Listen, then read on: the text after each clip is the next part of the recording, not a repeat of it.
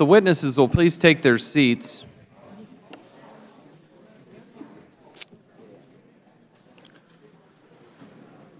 We now have the committee will come to order. The committee will now recognize the second panel. Pleased to welcome Mr. Joel Bouvet. He's the Acting Deputy Assistant Administrator of the Office of Water at the United States Environmental Protection Agency. Mr. Keith Cray is the Director of the Department of Environmental Quality for the State of Michigan. Mr. Mark Edwards, the Charles P. Lunsford Professor of Environmental and Water Resources Engineering at the Virginia Polytechnic Institute and State University, and Ms. Leanne Walters, a resident and parent from Flint, Michigan. We welcome you all. We thank you for your participation today. Pursuant to committee rules, all witnesses will be sworn before they testify. If you will please rise and raise your right hand.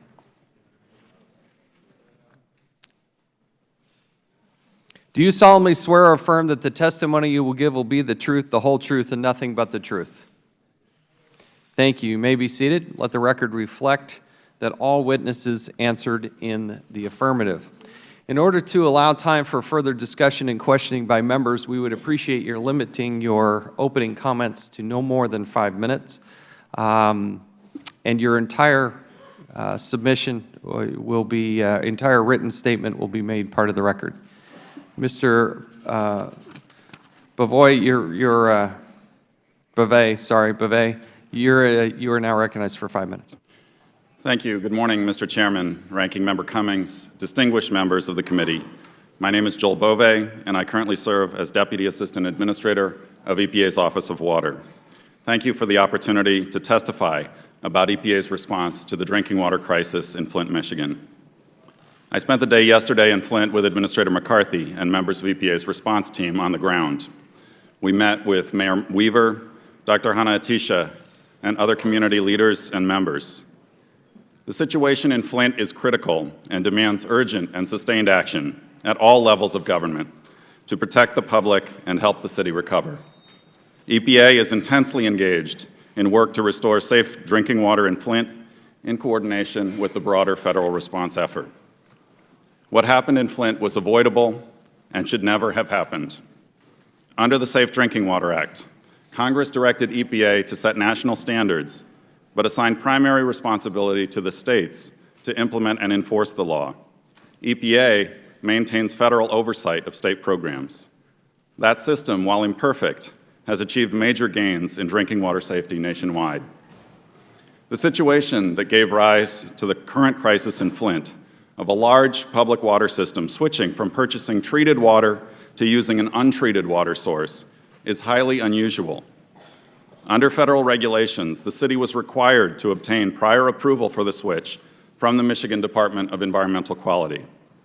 MDEQ advised the city of Flint that corrosion control treatment was not necessary. Failure to implement such treatment resulted in leaching of lead into the city's drinking water. EPA regional staff urged MDEQ to address the lack of corrosion control, but encountered resistance. Delays in taking the actions needed to treat Flint's drinking water properly and in informing the public of ongoing health risks have had serious consequences. All parties involved need to take steps to understand how this happened and to ensure that it never happens again. Several reviews and investigations, including a U.S. Department of Justice investigation, are underway in Michigan. Administrator McCarthy has asked EPA's Inspector General to undertake an independent review of EPA's response and its oversight of MDEQ. EPA looks forward to receiving and acting promptly upon the results of that review. Administrator McCarthy also issued an agency-wide elevation policy directing EPA's leadership to encourage prompt and decisive action to address critical public health concerns. Further, we are committed to engaging with states, system operators, and other stakeholders to identify and address lessons from Flint and other potential drinking water risks. EPA is working hard to address the public health emergency in Flint. Since last October, our Flint Safe Drinking Water Task Force has provided expert technical assistance to the city and MDEQ on corrosion control treatment and proper lead testing. In November, EPA announced that we are conducting an audit of MDEQ's drinking water program to assess its performance and identify needed changes. And on January 21st, EPA issued an emergency order under the Safe Drinking Water Act, directing the state of Michigan, MDEQ, and the city of Flint to take actions necessary to ensure that corrosion control is re-optimized and that the city establishes the capacity to operate its drinking water system in compliance with the law. Following President Obama's emergency declaration in January, the administration has deployed a multi-agency response effort in Flint. EPA has established a significant presence on the ground, including scientists, water quality experts, response personnel, and community engagement coordinators. In addition to providing technical assistance through our task force, EPA has launched a multi-pronged drinking water sampling effort to assess and support ongoing work to restore Flint's system. We are sharing information with the public in a transparent and timely way, and will continue to work with the city, the state, and the community to get Flint's system back on track. In addition to our work in Flint, EPA is committed to strengthening the lead and copper rule, which covers approximately 68,000 systems nationwide. We are working on revisions to the rule. Last December, we received extensive recommendations from our National Drinking Water Advisory Council and other concerned stakeholders. We will carefully consider this input and the national experience in implementing the rule, including the events in Flint, as we develop proposed improvements. In the nearer term, we will be working with states and other stakeholders to take near-term actions to strengthen implementation of the existing rule. Thank you for the opportunity to testify today. I welcome any questions. Thank you. Mr. Cray, you're now recognized for 5 minutes. Thank you, Chairman Chaffetz, Ranking Member Cummings, and members of the Committee on Oversight and Government Reform. Thank you for the opportunity to be here today to discuss the Flint water crisis. My name is Keith Cray, and since January 4th, 2016, I have served as a director of the Michigan Department of Environmental Quality. I want to start by apologizing to the residents of Flint. In retrospect, government at all levels should have done more. We must fully investigate what happened in order to make sure it will never happen again. In addition, and most urgently, we must fix the problem for the people of Flint. This is a complex issue due in part to the multiple levels of government oversight. The City of Flint is responsible for daily operations of the water plant and the distribution system, including identifying sampling locations, collecting samples, and certifying that the samples meet the criteria of the lead and copper rule. The State of Michigan is responsible for ensuring compliance with the Lead and Copper Rule and the Safe Drinking Water Act. The U.S. EPA sets national drinking water standards, provides oversight to make sure those standards are met, and audits the state programs. In Flint, the implementation of the federal Lead and Copper Rule was ineffective in protecting public health. When the first round of lead sampling came back at 6 parts per billion in January 2015, corrosion treatment was not implemented. Regardless of the testing schedule allowed by the EPA rule, in hindsight, when the lead levels began to rise, corrosion treatment should have been required by the Department of Environmental Quality. As the Michigan Auditor General pointed out, the MDEQ's Office of Drinking Water and Municipal Assistant relied on technical compliance instead of assuring safe drinking water. It is noteworthy that the Lead and Copper Rule would have allowed up to 24 months to begin these treatments. It has now become clear that the federal Lead and Copper Rule is outdated and inadequate to protect the public from exposure to lead, especially in communities with aging infrastructure such as Flint. I am confident that the many reviews of this situation, from the U.S. Department of Justice to the interagency team to the Michigan Attorney General, will address in depth the policy and decision-making corrections needed to ensure that government at all levels can provide safe, clean drinking water to citizens. While we could spend the whole morning trying to assign blame, I'd first like to acknowledge the unwavering advocacy of Leanne Walters, EPA's Miguel Del Toro, Dr. Mark Edwards, and Dr. Mona Hanna-Attisha in helping to bring this problem to light. And I would like to spend the final few minutes discussing the coordinated state response that have been undertaken to fix this problem. The state has been working hard to develop effective and responsive steps to address issues related to the drinking water in Flint. On October 7th, Governor Rick Snyder announced a 10-step plan to address the Flint water emergency. On January 5th, the State Emergency Operations Center was activated. Since then, we have handed out approximately 100,000 water filters, 234 cases of bottled water, 32,000 water testing sampling kits. I also want to highlight the state's 5-pronged sampling plan that addresses both the short and long-term needs of Flint. This approach includes the following: access to water sampling for all residents, Although this is not a scientific sampling pool, initial results have shown lead levels in water with 93% of sampling of homes below the federal action level of 15 parts per billion. Testing of additional schools, daycares, and nursing homes is underway. Assessment of food establishments through the Michigan Department of Agriculture and Rural Development is occurring. Home screening and additional follow-up for children with elevated lead levels in their blood are being coordinated by the Michigan Department of Health and Human Services. And identification of sentinel sites is occurring to allow for long-term monitoring and testing of water in conjunction with the EPA and the city. The state will achieve these deliverables identified in the EPA order sent on January 21st. Since the issuance of the order, the state and EPA have had productive and constructive conversations on a unified path forward. While we certainly appreciate the dialogue that has occurred, consultation with the state before the order was issued would have provided clarity to the many issues that the state was already underway in addressing. Indeed, it is puzzling that the order was issued so long after the state response began and without mentioning the steps that were already underway. To be successful, we, the state, need to have a high-performing, trust-based partnership with the EPA, the City of Flint, and other agencies at the local and county levels. I appreciate the relationships that have been established between myself, Mayor Weaver, and interim EPA Regional Administrator Bob Kaplan through our weekly calls and meetings. In closing, we know the task ahead is important, as is the restoration of the public's trust. Governor Snyder is committed to providing the resources necessary to provide solutions. I look to our congressional and federal partners to also provide leadership on federal resources that can be leveraged to address the problems related to the Flint water crisis. We will not rest until this problem is solved, and the people of Flint are assured they again have water that is safe for them and their families. I thank you again for the opportunity to come before you today, and I look forward to answering any questions you may have. Thank you, Mr. Cray. Mr. Edwards, you're now recognized for 5 minutes.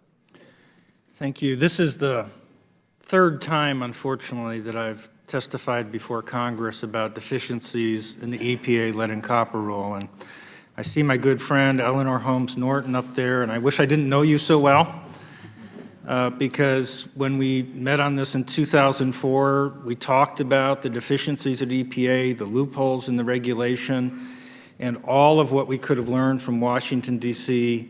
was derailed. And frankly, the only thing that we learned in Washington, D.C. was that these agencies paid to protect us from lead in drinking water can get away with anything.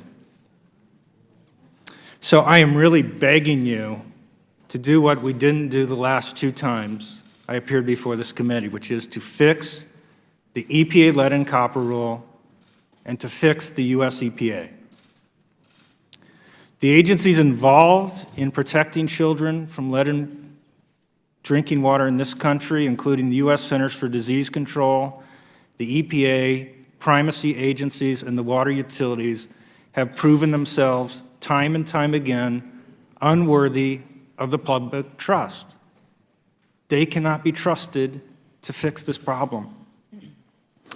They've repeatedly engaged in scientific misconduct, and in the written testimony I submitted to the committee, I outline over the last 10 years 5 examples of falsified reports from these agencies that have conclusions directly endangering children in this country, that have caused children to be lead poisoned, and they refuse to correct the scientific record, even in the case of an EPA report that they now acknowledge has no data.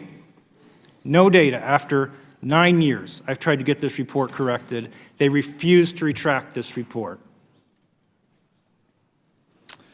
So their callous disregard for the most vulnerable amongst us is really played out most recently in Flint, Michigan. And residents there have been living a surreal experience. It's part 1984, part enemy of the people. And I am personally shamed that the profession I belong to, the drinking water industry in this country, has allowed this to occur. So in closing, I really am just begging you, please, please, these agencies, do what these agencies have refused to do. Protect kids in this country from lead in drinking water, and let's make them live up to their noble mission and once again be worthy of the public trust. With that, I'll yield my time to Leanne.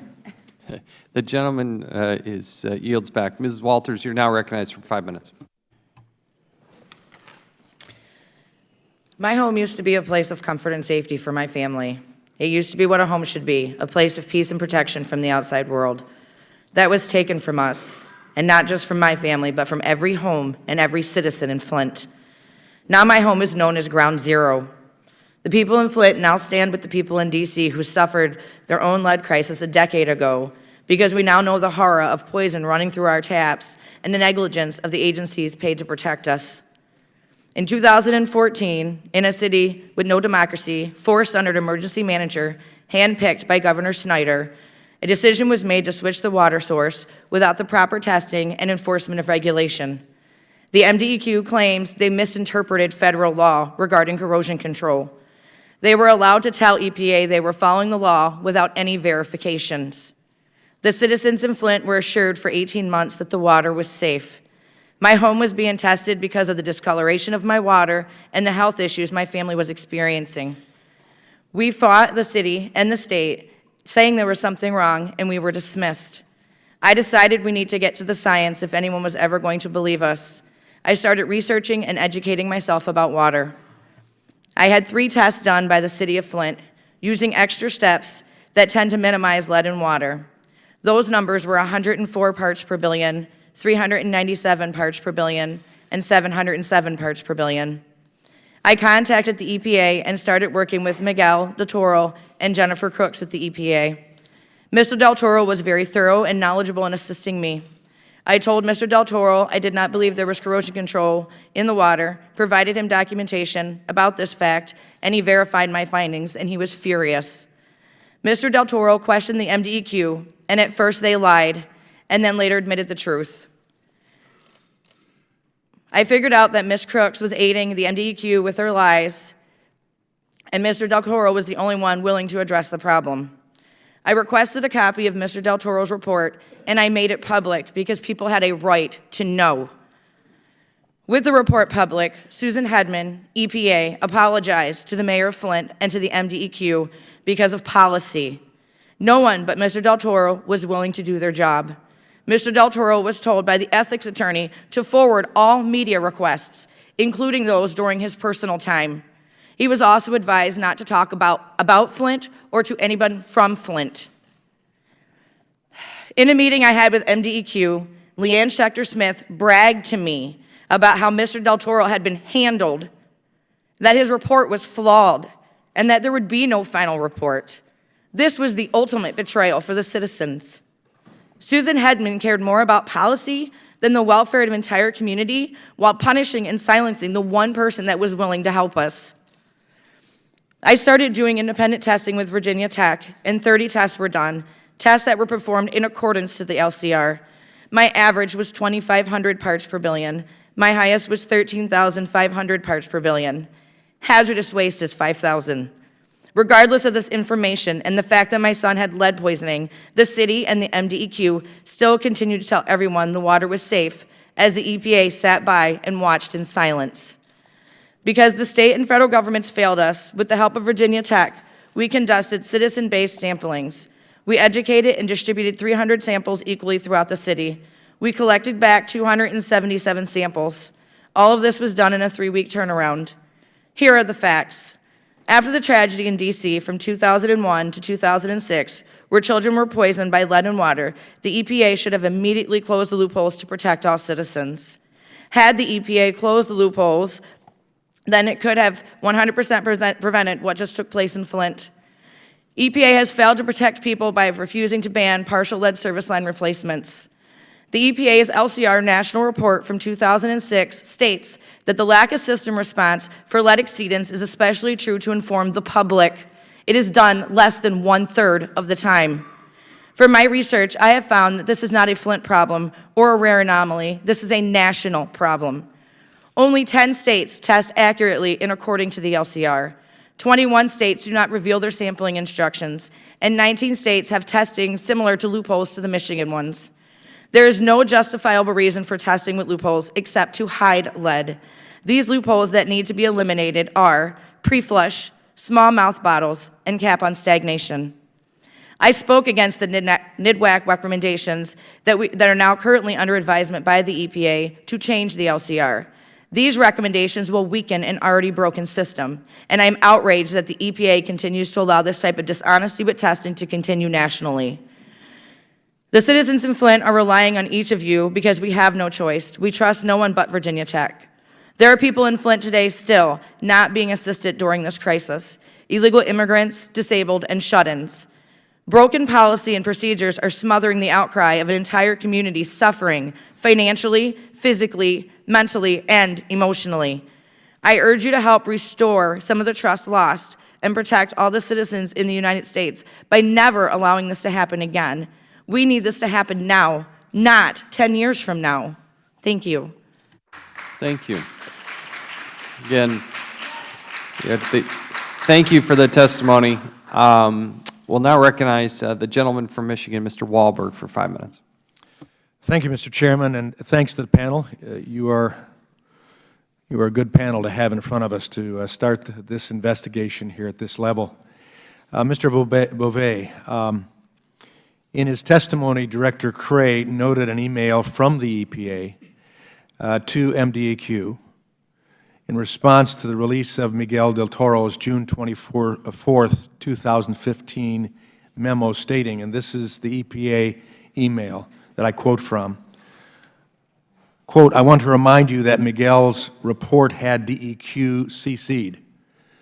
So if the legislature or whoever might say you were all CC'd, you can truthfully respond that it was EPA's request that the report not be sent to the CCs. Consequently, you all never received the report from Miguel." Mr. Beauvais, who sent that email and why would the EPA tell MDEQ that they never received a report which identified the lack of corrosive controls in place? My understanding is that the email to which you're referring was from a staffer in Region 5 named Jennifer Crooks.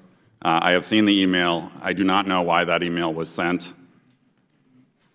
Has there been a check to see why the email was sent from anybody? We are looking into that, and the administrator has asked the Inspector General to undertake an evaluation, an assessment, and an independent review of what happened here, and we need to get to the bottom of that and all of the other facts here. Was Miguel del Toro punished for releasing this interim memo? I am not aware of any punishment of Mr. del Toro. Mr. del Toro is a valued member of EPA's team. He is a nationally recognized expert in this area. Not listened to. Mr. del Toro has spoken recently to the media. I believe that he has also briefed the staff of this committee, and I am not aware of any retaliation. Mr. Edwards, do you believe Mr. del Toro was punished by the EPA? Not in writing. Microphone. Not in writing, but the way EPA operates in general is that people who are causing trouble by doing their job are simply not allowed to do their job. They are silenced, as Mr. del Toro was. He was told, as Leanne said, by the ethics officer at EPA not to speak to anyone from Flint or about Flint. He told me that himself before he was unable to talk to me anymore. Mr. Edwards, or Dr. Edwards, do you believe the EPA is aware of local municipalities that are not following the testing requirement under the lead and copper rule? Yes, I think that EPA in general casts a blind eye on these municipalities who are not following. Even beyond Flint? Protocol. Yes, absolutely. A blind eye? Well, for example, in Durham, North Carolina in 2008, children were lead poisoned as a result of a sampling protocol where you remove the aerator the night before sampling, clean the lead out, so when you measure the lead the next day, the lead in water looks lower than it normally is. EPA wrote a memo that essentially banned that protocol, but they know, as we speak today, water utilities still use that protocol, even after it was banned and caused lead poisoning of children in Durham. It's extremely frustrating. Their response, would you conclude, is because of a lack of clarity in the federal regulations or lack of enforcement, or both? In a written letter I wrote to EPA Office of Water, I said point blank that the only thing I can conclude is that they don't care about children lead poisoned from drinking water. Why do you think the EPA has this problem? I mean, that's a pretty strong statement, and I guess we'll look for further testimony, but why does EPA have this problem? You would have to ask them why they refuse to do the job they're paid to do. Do you believe they're violating the law?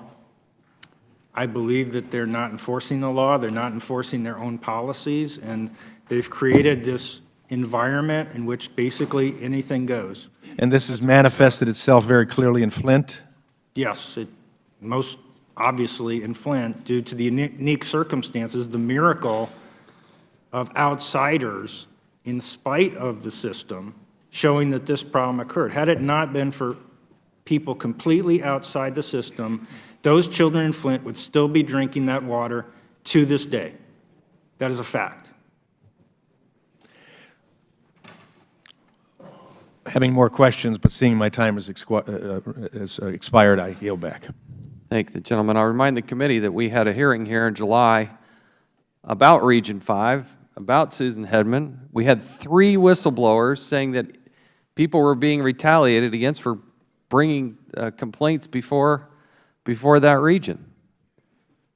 And it's so frustrating that was not dealt with when it was brought up. It should have never happened in the first place, and it obviously continued because she just retired on Monday.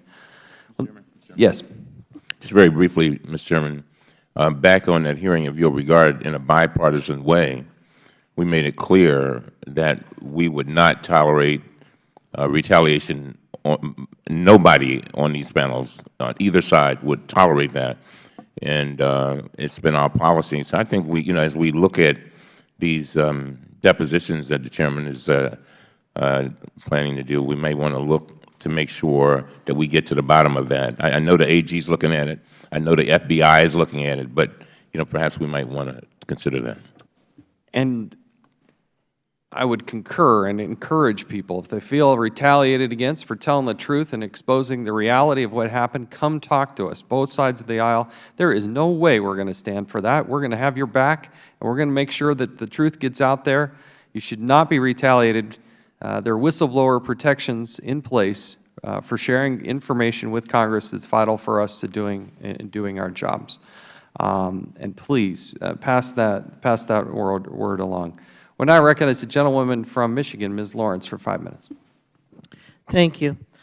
Mr. Craig, on January 29th, Ranking Member Cummings and myself sent to Governor Snyder a detailed document request. As of this morning, the committee has not received any response from the governor.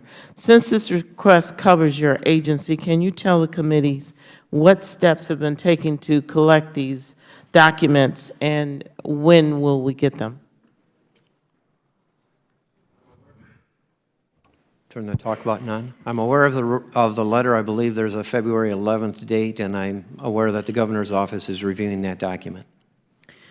I have a question about this issue of primacy. Can you explain in the state of Michigan what exactly is the role of the Michigan Department of Environmental Quality? Once advised by EPA, which did happen in this situation, what is the responsibility based on the state of Michigan's law? So the state of Michigan has enacted corollary statutes that mirror the Safe Drinking Water Act that allow us to enforce laws in the state of Michigan. We have primacy for enforcing the lead and copper rule in the Safe Drinking Water Act. And as I said in my testimony, the U.S. EPA sets the standards, oversees the program, and conducts yearly audits. So with the law and your responsibility, you are now in the position, what failed in enacting the law? And can you explain to me why a response to EPA on the February 26th advising the state of Michigan that there was lead or high levels of corrosion in the Flint water? It's the question of the day, and that's what many of the auditors and reviews will have, is who made what decisions when, and that's when I said we needed to have a thorough investigation. As I mentioned in my testimony, the city runs the plant. They certify that the samples are consistent with the lead and copper rule. We oversee that, and then we work with EPA on standards and conversations. So are you saying the city is responsible for not responding? Because if I follow the information, came from EPA directly to the Michigan Department of Environmental Quality, advising you about the Flint water.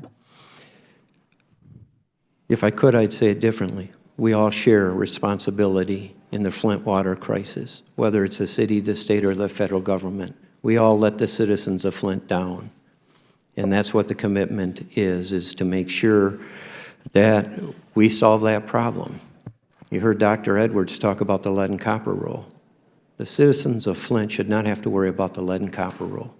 They should have fresh, safe drinking water. And You're that new didn't in occur. you're new in the position, and we have heard clearly there's some issues with EPA. What are you doing in the state of Michigan to respond to this? What are the improvements, and what are you doing? Thank you for that question. So first and foremost, as you know, there is EPA's Water Task Force. I have weekly calls with Bob Kaplan, who's the interim regional administrator for the U.S. EPA. Our commitment is there is no difference of opinion on regulation or implementation. I meet weekly with Mayor Weaver and the water treatment facility operator to make sure that we are, once again, in lockstep. Visited with Miguel a couple times already since I've been there, talking about the EPA Water Task Force to make sure that we get it right. It's a very complex issue to get it right. I want to be clear when you say it's the question of the day, because when this is a response, the state DEQ is perplexed by Edwards' results, as it seems to be by the city's test result. This group specializes in looking for high lead problems. And we keep saying it's the question of the day. Has anyone been held accountable? Yes, there's accountability throughout the system. As you know, there's been some changes at the DEQ. There's been suspensions at the DEQ, and everyone deserves due process. So my question is, if it's the question of the day, you are obviously holding some people accountable.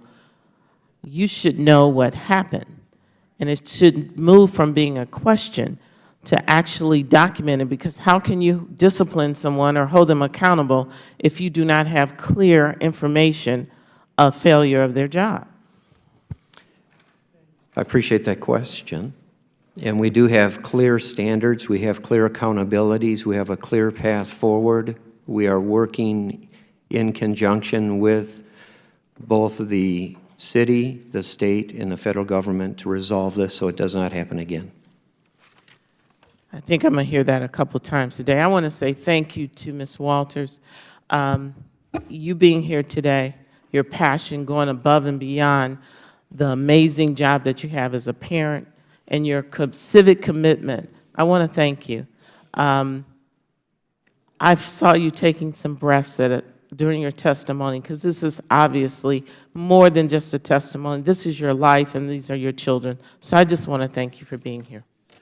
Thank the gentlewoman. We'll now recognize the gentleman from Michigan, Mr. Amash, for 5 minutes. Thank you, Mr. Chairman, and thank you to the panel. It's outrageous that this sort of government-made catastrophe would happen anywhere in the United States. And I agree with my Democratic colleagues that we need an independent, nonpartisan investigation. The state of Michigan needs to provide comprehensive assistance to the people of Flint. And the state has the resources. I can assure you that as a former state legislator. The state spends $33 million on the Pure Michigan ad campaign, yet has provided only $28 million to make sure that the people of Flint have pure water. So the state has the resources. The state needs to make it right. I've never liked the emergency manager law. It takes power away from the people of the community. It's disappointing that former emergency manager Early had his attorney tell us when he received the subpoena for his attendance here that it borders on nonsensical to accept that subpoena to come here. What's nonsensical, what's disappointing is that one of the people who is probably most culpable for the situation won't take responsibility for it. And I think he needs to appear here, and I'd like to have some more people here, and it's unfortunate that we, well, this is an esteemed panel, that we only have the four of you. So my first question is for Mr. Cray, and Ms. Lawrence touched on this. What role does the Michigan DEQ have in implementing and enforcing safe drinking water standards? I just want to get to the bottom of it. Is it the primary role? Yes, we have the primary role to oversee compliance with the Safe Drinking Water Act and lead and copper rule. What role does the Michigan DEQ have in the process of bringing a water treatment plant back online? It's my understanding that the Flint treatment plant was offline for a long period of time. Actually, the Flint treatment plant has a long history. It was a primary source, I believe, before 1967. I think it's been in existence since 1903. I think it's been a backup. I think it's tested on a quarterly basis to assure it meets safe drinking water standards. And so it was going from a backup to a primary. Actually, state law does not require additional permits for that to occur in and of itself. So what role do the DEQ have, the Michigan DEQ have in that process of bringing it back online? They would apply to us to get permits for modifications to the plant. And when a city decides to change its water source, how involved is the Michigan DEQ? I think, as Ben mentioned, it's highly unusual across this country to go from one water source to another. And so the rigor should have been more when the water source changed. My next question is for Professor Edwards. We know that not enough phosphates were added to the water to make it less corrosive. What's the cost of treating the water with the appropriate amount of phosphates? When the switch was made, there was actually no phosphate added at all. There was no corrosion control. Federal law was not followed. No phosphates at all? Nothing. Had they done the minimum allowable under the law, which would have been to continue the phosphate dosing, which would have been in Detroit water, it would have cost $80 to $100 a day. Do you know why, or why do you think no phosphates were added? Isn't that a normal step you take if you were running a facility? It's the law. You have to have a corrosion control plan, and that's why we have the law. This disaster would not have occurred if the phosphate had been added, and that includes the Legionella likely outbreak, the red water that you see, the leaks of the plumbing system. In general, corrosion control, for every dollar you spend on it, you save $10. But in Flint's situation, for every dollar they would have spent on it, they would have easily saved $1,000. So my only explanation is that it probably did start innocently in the chaos of the turnover, and someone simply forgot to follow the law. And not including the phosphates is a problem regardless of the water source, whether it was the Flint River or some other water source? Well, you don't have to use phosphate. There are alternative approaches that one can use, including pH and alkalinity adjustment. But the key point is you have to have a plan, and you're supposed to be optimizing it to make sure that you're protecting your pipes, you're protecting your people. And if you started to send these phosphates or other chemicals through the water to fix the problem, how long would it take? Well, it's quite likely that right now, even after a few months of phosphate dosing, that the coating has been largely restored, and that if a federally approved lead and copper sampling was done today, there's a pretty good chance that Flint would pass. I can't say. But until they actually do that testing, we have to err on the side of caution and assume that the water is not safe to drink. Flint has never done a lead and copper testing according to federal regulations, like many cities across the United States. And the reason is they never did the first step that was required under the rule in 1997, which is to identify high-risk homes from which you have to sample. What's become clear in Flint is they've never followed that first step, and therefore, frankly, all of their prior sampling results are invalid. Thanks for your testimony. My time's expired. Thank the gentleman. Now recognize Ms.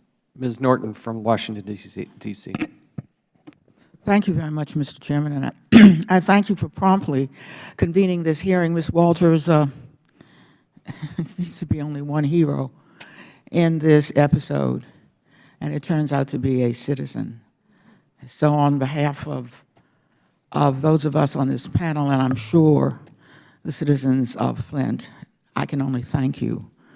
In our case, it was the Washington Post, and I should indicate what the point of my questions are.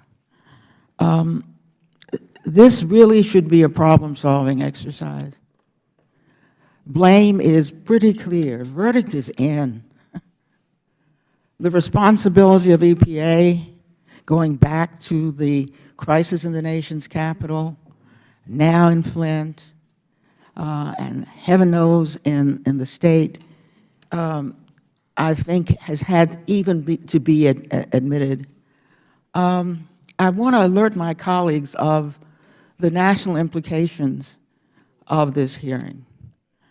Because if a high-profile lead episode in the nation's capital didn't alert people in 2000, surely this is the time for each of us to inquire of the appropriate authorities if they are engaging in some of the tests that we have just heard described here. In the district, there were late-term miscarriages and spontaneous abortions after an unusually high rate of lead was found in the water between 2000 and 2003, when a corrosion control substance was added to the water, miscarriages and spontaneous abortions reverted to the normal rate. Ours was somewhat different. We've heard here about pre-flushing. Mr. Beauvais says, or at least I understand from the testimony, that there is a rule that says you can't pre-flush. But of course, the EPA doesn't know if people are pre-flushing at all, and they were pre-flushing. In Flint, and just to indicate what pre-flushing means, you're flushing away the lead. Then you test. Why? That is a deliberate, close to criminal act. Mr. Beauvais, is there monitoring of pre-flushing, just that one notion? I don't mean that you go into every jurisdiction. I mean the kind of scientific monitoring that lets you know whether pre-flushing is going on by the EPA. The EPA task force in Flint has provided clear guidance to the MDEQ. Do you monitor whether or not, at this moment, pre-flushing is going on in jurisdictions, for example, that my colleagues represent? Pre-stagnation flushing is a concern that Dr. Edwards and others have brought to our concern, and it's something that we're looking closely at right now in our oversight activities across the country. So the answer is no. So watch out, everybody. When you're told that there is no lead in your water, they could be pre-flushing because nobody's looking to see whether pre-flushing is going on. Mr. Cray, you do concede fault, and you weren't there at the time. But then you go back to the lead and copper rule, and you talk about EPA and its urgency. The only official that has been cited here for understanding that there was a problem was Mr. Del Toro of the EPA. So I can understand that there's no consensus on the lead and copper rule. But let's look at the common sense way that corrosion is controlled, I tell you, not only in the District of Columbia, but I'm sure all over the United States. You are not asserting, are you, Mr. Cray, that you needed to somehow get a consensus? Your testimony used the word consensus on the lead and copper rule before deciding to use corrosion control when you change sources of water? I am not. Could I ask you this? We know that this is a billion-dollar problem if you go to changing everybody's lead pipes. In the district, we had this terrible situation where people actually went to the trouble of changing the lead pipes in their own home, and it made the lead worse. Because unless the city deals with the lead pipes going from your home, then not only does that not cure the problem, it makes the problem worse. So watch out for changing the lead pipes. All over the United States of America, your pipes are full of lead. Neither the federal government nor your state, the federal government should have been pressing this, should have been giving money for this. You should have been adding money of your own to change pipes or to use control. That is a problem in our ancient water system. So I want to know how to get a quick fix now. These people are not going to remove themselves from Flint. They can't sell their homes now. Nobody wants to come to Flint, an already troubled area. Let's look at, Mr. Cray, let's look at corrosion control. That was the addition of a substance. That's how it's done in the United States. They're not yanking out every pipe. They're using this substance. Are you committed to using this substance? What is the cost of this substance? And how early can this chemical, to control the lead, to keep it from leaching into the water, be inserted into the water supply? May I get a direct answer to that question? Yes, that actually was the additional phosphate was added on December 9th to increase the potential to phosphate those pipes. That's in progress and being done. Is the water now safe to drink? We cannot guarantee at this point in time the water is safe to drink. So if you could, Mr. Chairman, could I Sure. elaborate just a little bit? Gentlewoman's time has expired, but please answer the question. Yes. So we've mapped the parcels in Flint that we know of. There's 56,000 parcels. We put them on a GIS database, if you will, to Dr. Edwards' point. There's uncertainty as to where there's lead service lines. Out of 30,000 known, there's purported to be 5,200 of those. So what we're doing is we're overlaying that information and also the information when I was going door to door and knocking on doors and talking to individuals, those that would be willing to be part of a sample. We're then putting 3-person teams in those homes of a plumber, someone who can actually address how do you take a sample so you don't pre-flush, so it's stagnant, so it's a wide mouth bottle, so that you pick them up on a routine basis, and a recorder so that we can do that. And we're working with the EPA task force to see what type of time interval makes sense before you can make that declarative statement. Thank the gentleman. We'll now recognize the gentleman from Florida, Mr. Micah, for 5 minutes. Thank you, Mr. Chairman, and it's good to follow the gentlelady from the district, because I was here in '95 when we took over the district, put in a control board.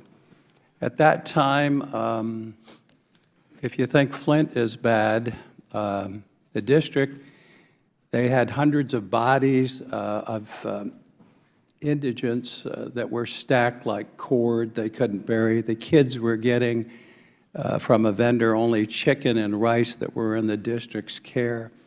There were 60,000 people employed by the district. We had a crack-smoking mayor. We had about $500 million, running about a $500 million deficit. You don't have the federal government in Flint to take that up, so Flint isn't being picked on. I remember when you had to boil the water. I remember when what the gentlelady said. The water was not safe to drink in this building. They taped the water fountains up. They told people to boil the water. Now, in government, we have a fundamental responsibility, and that is this glass of water. That's our responsibility to make sure that water is pure and drinkable. You know, just for members' information, we call the superintendent's office to see if this is safe. They would not release to me, a member of Congress, the tests here in the district, and I'd ask unanimous consent that the committee just ask the superintendent to give us the information from the last 15 or 20 years, because I think we have a right to know if it's safe here in the nation's capital. But I'm telling you, you're not being picked on alone. But when you look at this, and the district was taken over by a control board, there wasn't even a local vote. Representative Kildee said there was no local decision. Yeah, there was a 7-1 vote, as I understand, to let this happen. There's really nothing wrong with that water from the Flint River, was there, Mr. Edwards? If it was properly treated. If the minimum... And the water tested when it came out of the plant was fine. What happened was that and the gentleman from Michigan said, for lack of $80 to $100 a day, that's what you said, which is about, let me do the math, it's about $30,000 a year. You know, it wasn't $50 million we heard cited being cut or something. For that much money, we poisoned the kids in Flint, didn't we? That's what we did. And we have, and she was properly termed a citizen and a hero. She is a citizen hero. She stepped up, Ms. Walters. Thank God that you stepped up and you persisted. And look at the time frame, though. They had the opportunity to act, to put the phosphate in to control the degradation of the pipes. That wasn't done. She alerted them, and that was back in, when did you do that, in what month? First? That was in March of 2015. In 2015, and it went on and on. And Do you know why the phosphates were not added? Why? Because they did not have the equipment at the treatment plant to add the phosphates. But again, it's a simple solution that should have been in place, and the state or the federal government, and you got blown off by the locals, right? Yes, sir. You got blown off by the state, right? Yes, so sir. So you went to the federal government, and they failed you, right? Everybody but Mr. Del Toro, sir. Yes, exactly. And this is just unacceptable. We have a responsibility that these kids, now, everybody's talked about blame and accountability, and we should hold these people accountable. Now we got the kids who've drunk this water and are bathed in this water. Every kid in that community should be tested. And then if there's residual results, don't you think that someone should be responsible? It should be the state government, the federal government, and the local government should be responsible to make certain those kids now and in the future are, well, first we need to test them. Is that underway, Mr. Craig?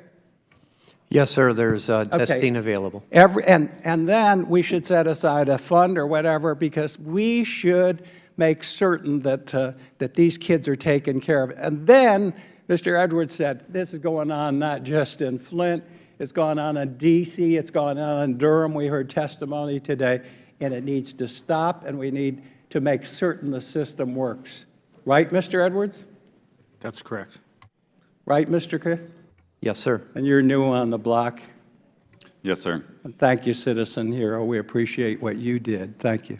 Thank you. Audience is reminded to hold their applause, please. We'll now recognize the gentleman from Virginia, Mr. Conley, for 5 minutes. Thank you, Mr. Chairman. We ought to be clear about Flint. Arguably one of the worst municipal environmental tragedies in the modern era in the United States. And it was man-made. And it is the consequence, actually, of implementing a political philosophy of social Darwinism, of smaller government, of rabid anti-regulation, of attack after attack after attack on the EPA because our financiers don't like it. Let's be very clear how Flint happened. It did not happen by accident. And it wasn't a 7-to-1 vote to switch the source of water. That was a vote to switch water authorities. They didn't vote on going to the river. And those who want to argue with there's nothing wrong with the water, just add some phosphate to it, well, please, send a liter of that water to every one of my colleagues who want to take that position and watch them drink it. This is the consequence of putting ideology ahead of human beings and their needs and their welfare. The difference in political philosophy matters. Political choices have consequences, and Flint is the most dramatic in our generation. I do j'accuse. I do lay this at the doorstep of those who share that philosophy, and I want to see the governor at this table. If you're so passionate and sanctimonious about holding people accountable, and God knows we've done that in the 7 years I've been in this committee, then let's have the Governor Snyder at this table explaining himself. Mr. Cree, in October of last year, the governor appointed a task force, the Flint Water Advisory Task Force, and this is their report to the governor. Is that correct? They've issued some interim letters to the governor? But it's the governor's appointed task force. Is that correct or not? Yes, sir. And let me see. On December 29th, that interim letter you refer says, and I quote, "We believe primary responsibility for what happened in Flint rests with your department, the DEQ. Although many individuals and entities at state and local levels contributed to creating and prolonging the problem, the Michigan Department of Environmental Quality is the government agency that has responsibility to ensure safe drinking water in Michigan. It failed in that responsibility and must be held accountable for that failure." Did you read, are you aware of that finding, that interim finding? I've read the letter, met with the committee a couple times. Do you take issue with it? I do not. So you agree? In retrospect, I agree. Okay. They then said, they actually characterized your agency's response, quote, "an abysmal public response to the crisis," unquote. Do you agree with that characterization? In retrospect, I think that the Auditor General agrees with that also, that we were minimalistic and legalistic in our behavior. Mr. Edwards, is the primary responsibility here EPA's or DEQ's? How does it work? Without question, the primary responsibility is those paid to protect Michigan's citizens from lead and water. That's their job, and that lies exclusively with the MDEQ. And Professor Edwards, just so for the record, because we're hearing a little mushiness about that, let's blame the EPA, and the EPA has some culpability here, no question. But in terms of water quality, isn't that how it works? The EPA relies on state DEQs, certainly in our state, Virginia, to carry out the responsibility of oversight of water quality primarily. Is that not the case? That's correct. And in this case, were there warning flags at all for Michigan DEQ about switching the source of water in advance, before they did it? Well, if they weren't, before they did it, as soon as they made the switch, there was warning sign after warning sign. And what did they do with those warning signs? They denied, denied, and denied that there was a problem. And that put, Ms. Walters, people at risk. Is that not true? I give you the last word on how this happened. Yes, it did put us at risk. It wasn't my job to figure out that there was no corrosion control in the water. They should have known that from the start. You had a reasonable expectation, did you not, that you could rely on the government to protect you and your family? Yes, I did. Thank you very much. I yield back. Now I recognize the gentleman from Arizona, Mr. Gosar, for 5 minutes. Thank you, Mr. Chairman. Mr. Administrator Bouvet, thank you for appearing today. When did the EPA first learn of the high lead levels in Flint's water? I think there were indications in the spring of 2015 with the testing of Ms. Walters' house and some neighboring houses that very high lead levels were being found there. Now, I understand the concept, you know, I deal a lot with water, that EPA, the environmental quality, but it's set up as a checks and balances. Wouldn't you agree, Mr. Beauvais? EPA has an oversight You responsibility. do. Would you agree, Mr. Edwards? Yes, I do. Yeah, so if something fails, there's another line of, that should come about. So I'm going to go along this line with the EPA. When did EPA Administrator McCarthy first visit Flint about this crisis? I believe that yesterday was Administrator McCarthy's first visit to Flint. Wasn't until yesterday that she visited for the first time. So the day before this hearing. So Administrator McCarthy knew about this crisis for 8 months, but didn't visit Flint till the day before a congressional hearing. I don't believe that Administrator McCarthy knew about the crisis for 8 months. Really? Something dynamic as this, and you didn't relay that up the chain? Well, I came into this job in November of 2015, so I don't have personal knowledge of all the communications that were done. What's today? Today is It's February 3rd. 2016, right? To me, when you prioritize, and by the way, I'm a healthcare provider, I'm a dentist, you triage things like this. This is something that is a dynamic tragedy because it's an ongoing problem. Wouldn't you agree? I agree. So wouldn't you put the highest priority on that application to figure out what went wrong and accept some of the blame and try to go forward? Would you not? This absolutely is our highest priority. Well, it sure doesn't show it to me, because if she knew in November, it's February before she shows up in Flint? The EPA has been intensively engaged in this situation No, since it's well the before same old November. thing. You got to remember that this is the same EPA that knew about what was going to happen in a mine blowout in Colorado, and now has a lot of people all the way down from Colorado, Utah, California, and Arizona, all at risk because of some of their actions. So yes, everybody desires or should take some of the blame, but some of that blame goes to the EPA, and it goes to the head honcho.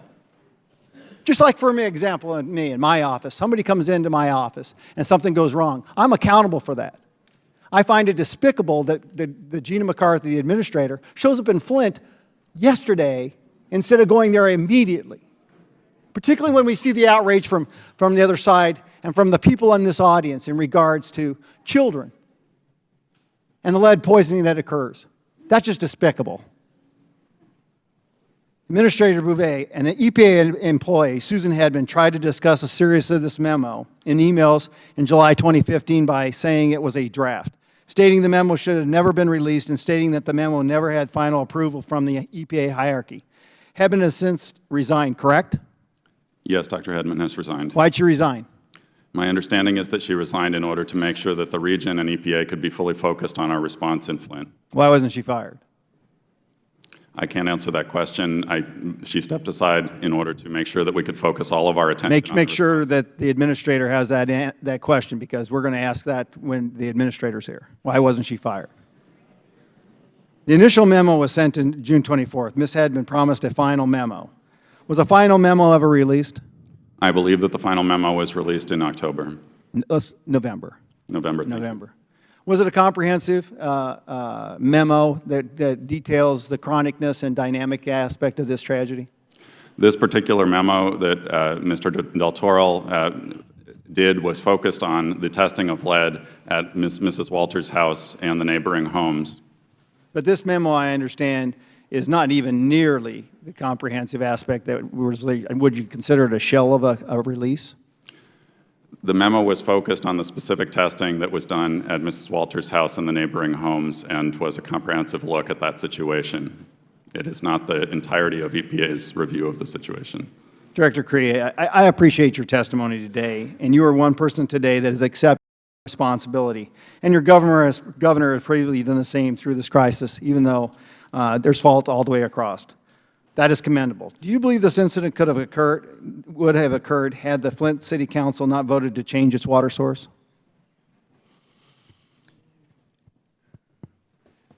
I think this incident occurred because of the lack of orthophosphate being added. No, but if you never made the change, you would have never had this catastrophic event, right? That's a true statement. What would have happened if the city would have followed the directions of its water utility consultant? There were a couple of different consultants, and it would have minimized the problem.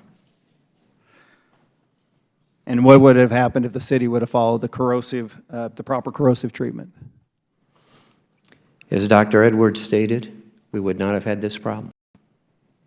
So a series of checks and balances, everybody pointing the finger, and nobody wanting to take the blame except for yourself and the governor.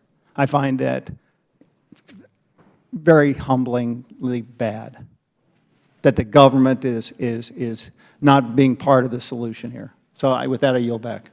Thank the gentleman. Now recognize the ranking member, Mr. Cummings. Mr. Chairman, I was going to let Mr. Cartwright go, but Mr. Craig, I'm getting very concerned about your testimony because I want you to remind you that you are sworn to tell the truth, the whole truth, and nothing but the truth. So let's go over what you just said, and I got to get it right in here because I'm kind of concerned because I don't want the public to not see this for the accurate truth. Mr. Craig, Governor Snyder recently named you as the new head of the Michigan Department of Environmental Quality last month. Your boss, Governor Snyder, and I'm hoping he's watching, by the way, gave this 2016 State of the State address. In his speech, Governor Snyder seemed to take responsibility for the Flint crisis, stating that, and I quote, "The buck stops here with me," and that, quote, "I take full responsibility to fix the problem so that it will never happen again." However, in the same breath, Governor Snyder also tried to blame the city of Flint, as it sounds like you're doing right now, and he said this, and I quote, "This crisis began in the spring of 2013 when the Flint City Council voted 7-1 to buy water from the Karenga-Nandi Water Authority," end of quote. Ms. Craig, do you agree with Governor Snyder's statement? The question that I responded to, sir, was if they would never have changed their water source, would this issue have happened? And I believe that's a true statement because they were on Detroit Water and Sewer Department water, which was phosphated, and they had a 30-year history. So I apologize if I misrepresented. No, I'm not finished. Just hold on. I'm not finished. We reviewed the resolution passed by the City Council and the minutes from the meeting. At no point during the meeting did the City Council vote to allow the Flint River to be used for drinking water. Isn't that correct, Mr. Spring? I haven't reviewed those personally, but that's my understanding. Mr. Chairman, I would like to introduce into the record a letter we just received yesterday from Sheldon A. Neely, who served on the City Council from 2005 to 2014. He was actually there. He was there, Mr. Craig, all right? In his letter, Mr. Neely explains that the City Council did not. Do we have the letter? Where's the letter? You got it? Where's the letter? Oh, they have it. In his letter, Mr. Neely explains that the City Council did not make the decision to use the Flint River because, quote, "The Flint City Council had no power to actually enact any laws for the community. Everything went through the emergency manager," end of quote, who was appointed by the governor. He also says this, and I quote. Did you need something, Mr. Chairman? No, okay. Oh, yeah. Would you please? We'll enter the record without objections to order. You're making me nervous with your finger there. This is what he said. "It was the emergency manager, Ed Kurtz, who made the decision to use the Flint River as a primary source of drinking water for the city of Flint." Mr. Craig, are you aware of Mr. Kurtz's actions?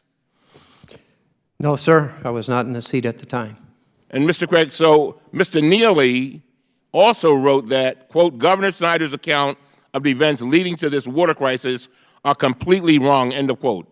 Why would Governor Snyder try to blame the City Council for this decision when it was his own appointee who made it, and you have a City Council that has no authority? There's something wrong with that. That's why I interjected here, because I want the truth, the whole truth, and nothing but the truth. Now, let me ask you, I'm not finished. Do you have any reason to believe that Mr. Neely is not telling the truth? I have no reason to believe. Now, Mr. Neely's letter is supported by statements from Flint's former mayor, Dane Walling. On January 22nd, 2016, he stated, and I quote, "After City Council and I expressed support for a new water supply from Lake Huron, the emergency manager, Edward Kurtz, went behind closed doors with the Department of Environmental Quality and decided to use the Flint River as an interim source, made the budget changes, and put that in place," end of quote. Were you aware of Mayor Walling's statement? I am not. All right. Based on the evidence, it seems that Governor Snyder was trying to blame the city of Flint for actions of his own appointee. And he did this in his State of the State address to the entire population of Flint. Now, let me ask you something else. Are the people paying right now in Flint for water they cannot wash in and cannot use and cannot drink? Are they paying water bills? And is it a part of the recovery? You said you want to make them whole. Is that part of it? Why would they be paying for water that they cannot even use, that is poisoning them? That's not American. As Mr. Chairman said, this is not a third world country. Are they paying those bills? Are you going to relieve them of that? Everyone deserves safe drinking water, and that's the expectation. And yesterday, the governor introduced a supplemental for $30 million to help with that issue. The number one issue, as we've spoken with the mayor, is to make sure the utility remains solvent. And the billing is actually more of a city issue, but we understand and respect that, and everyone deserves water that is safe. Mr. Chairman, as I close, these are people who are struggling. They're struggling. They've come over here, all the way here from Flint. I don't know how they got here. I guess on a bus. But the fact that they're here. But you know what, Mr. Craig and Mr. Chairman, they're also Americans. They're also Americans, just like you and just like your children. And I don't, and I want to be real clear. And the chairman will bear me out on this. I have said, I don't care whether it's EPA, whether it's local, whether it's state. I want everybody who is responsible for this fiasco to be held accountable. I'm not protecting anybody because that's not our job. We are the last line of defense. And if we don't do it, nobody's going to do it. I yield back. Thank the gentleman. Now recognize the gentleman from North Carolina, Mr. Meadows, for 5 minutes. Thank you, Mr. Chairman. Thank you, Ms. Walters, for your testimony. Truly, it has made a profound difference. In such a way, I'm from North Carolina, long way away from Flint, Michigan. But in a way, we're connected. I got texts this morning from people who have been affected by Region 4, not Region 5, but with water quality issues for years and the EPA's failure to address them. Now, the troubling thing for me is that what I hear from our water quality EPA official is that they're going to just let the Office of Inspector General do their work.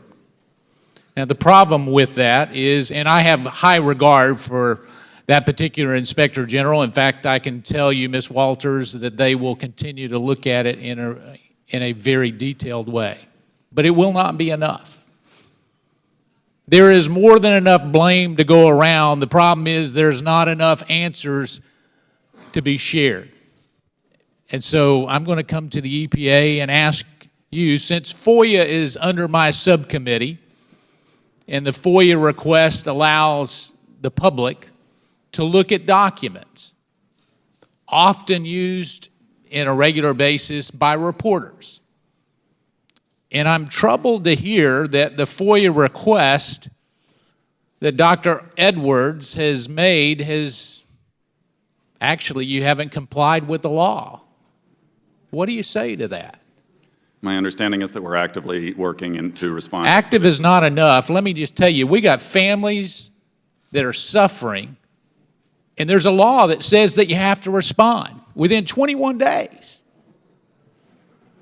So what do you say to Dr. Edwards, who's been requesting information? Because as I understand, Dr. Edwards, and if you will help me with this, that you've made requests both of the state and of the feds. Who has been more responsive to you, Dr. Edwards? The state of Michigan has been very responsive. And so how many documents of what you've requested from the EPA have you received to date? I'd have to check, but I still have FOIAs outstanding from 9 years ago in Washington, D.C. That I appealed in 2005, and an attorney from EPA just contacted me 1 month ago about. So there's 9 years. 9 years. Let me tell you the trouble that I have with this. We have a site in western North Carolina called CTS. You're familiar with that, I'm sure, aren't you? I have heard about the site. I do not have direct personal knowledge about it. Okay. I would ask, since you're new to the job, that you get some personal knowledge. Yes, sir. Because we have a reoccurring theme here. We have unbelievable regulations that come down, and then the EPA does not enforce their own regulations. There's a problem with that, don't you think? It's important for EPA to enforce its regulations. Can you share with me your rationale why it would take 9 years to answer a FOIA request for Dr. Edwards? I have no idea. I'm not familiar with the specific request at issue. What commitment do we have from you today to get those FOIA responses answered as it relates to the Flint, Michigan issue? I will take that back and ensure that it gets. Okay, you're going to take it back. When can this committee and when can Dr. Edwards expect a response? Is the law clear? I believe that the law is clear on the timeframes for response. I will take that back and ensure that it's a high priority. All right, so obviously you prepared for this hearing this morning. When you were talking about the information that needed to be shared with the people of Flint, what was your own internal guidance among your attorneys? A couple, I guess, are sitting behind you. What did they recommend that you share? Because what happens is everybody gets lawyered up, and then they do nothing. And I can tell you from a bipartisan standpoint, this Republican from western North Carolina is going to work with Democrats from Michigan to make sure that not only you're held accountable, but the state is held accountable, and all those who have been involved in this are held accountable, because we've got children. And it could have been my children in Flint, Michigan, and I'm not going to forget that. Could have been your children. So what kind of commitment do we have from you to get the documents to this committee so that we can figure out who's to blame? My understanding is that there have been discussions between the committee staff and the agency, and that a commitment has been made to work expeditiously to get unredacted copies of certain FOIA documents that were released, as well as documents related to the committee's request. So do you think that 60 days is enough time? My understanding is that actually the agency has agreed to provide some documents that we can provide by the end of this week. Very good. I yield back. Thank you, the gentleman. We'll now recognize the gentleman from Pennsylvania, Mr. Cartwright, for 5 minutes. Thank you, Mr. Chairman. I'd like to associate myself with the remarks of the ranking member, Mr. Cummings, and not to put too fine a point on it. We have what we see here is the responsible, the culpable party being caught red-handed, so red-handed that he had to admit his blame and apologize to the nation and to Flint, this governor of Michigan, and his emergency manager, handpicked to save money, that in keeping with his philosophy of government, to save money on infrastructure at the expense of public safety. He got caught red-handed poisoning children in Flint and the residents of Flint. There's no two ways about it. That's the headline here. But you know, criminals, when they got caught red-handed, you know what they start to do right away? They start to try to spread the blame. Others. There's plenty of blame to go around, I heard. There's plenty of blame to go around. So let's just put aside the fact that the governor of Michigan got caught red-handed poisoning his citizens. Let's forget about that. Let's also try to blame the the Flint local officials. You know, Representative Kildee from Flint got up here and he testified and he made the very prescient point that it's an attempt to create an equivalency of blame. That's what I say. They're spreading the blame out. And any time somebody says something about a 7-to-1 vote in Flint, that is exactly what Dan Kildee's talking about, is people trying to put the blame on the local officials in Flint, blame that has no place in local officials in Flint. This is the governor of Michigan at fault, his emergency managers, and I was saddened to hear my colleague from Florida say out loud, talk about the 7-to-1 vote. They voted 7-to-1 not to switch to Flint River water, they voted 7-to-1 on something completely different. So that's ridiculous, and it is a reprehensible attempt to achieve what Dan Kildee calls the equivalency of blame, and something that criminal defendants always do when they get caught red-handed. And Mr. Cray, I want to talk about what the state did. It made a decision not to use the Flint River, and then it reversed that decision. Am I correct in that? I wasn't party to a decision to say... You weren't there. Okay. According to press reports, one of Governor Snyder's emergency managers for Flint, Mr. Jerry Ambrose, is he here today? Can anybody tell me why Jerry Ambrose is not here today? Can anybody tell me why the governor of Michigan is not here today? Because he's hiding. That's what's happening. Ambrose testified in a sworn deposition that in 2012, the governor's previous emergency manager in Flint, Ed Kurtz, had rejected a previous proposal to use Flint River water as a primary source of drinking water. Are you aware of that decision, Mr. Cray? I am not. Well, let me read it to you. It said this, and I quote, "It was a collective decision of the emergency management team based on conversations with the DEQ that indicated they would not be supportive of the use of Flint River on a long-term basis as a primary source of water." Mr. Cray, when Mr. Ambrose was asked why your department made that recommendation, he replied, and I quote, "You'll have to ask them." So I'm asking you, as the head of MDEQ, why did your department previously oppose the use of Flint River water as a primary source back in 2012? I don't have knowledge as to that conversation nor decision. You don't know. Your predecessor was Dan Wyant, and that's why we've called for his deposition, Mr. Chairman, and I pressed that request. I'm trying to figure out what happened between 2012, when your department, Mr. Cray, opposed using the Flint River, and 2014, when you reversed course and signed off on permits to allow it. And you can't explain that to us because you weren't there at the time, right? That's correct. Okay, we're having a hearing here in Washington, D.C. with witnesses who do not have personal knowledge of the subject. How crazy is that? How interested are we really in getting to the facts when they bring here witnesses who don't know what went on? Mr. Cray, in a press release dated April 25, 2014, Michael Prisby of your department stated, "The quality of the water being put out meets all of our drinking water standards, and Flint water is safe to drink." He said that. You know that, right? Correct. It was a lie, wasn't it? Mr. Prisby his comment was in relation to ship to the water, leaving the plant, making sure it meant safe drinking water standards, and that's what he based that comment on. Mr. Chairman, I'm out of time. I hope you'll designate a minority day of hearings as soon as possible so that we could have witnesses who actually know what the facts were at the time. And I yield back.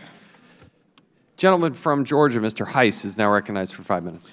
Thank you, Mr. Chairman. Mr. Beauvais, I want to begin with you.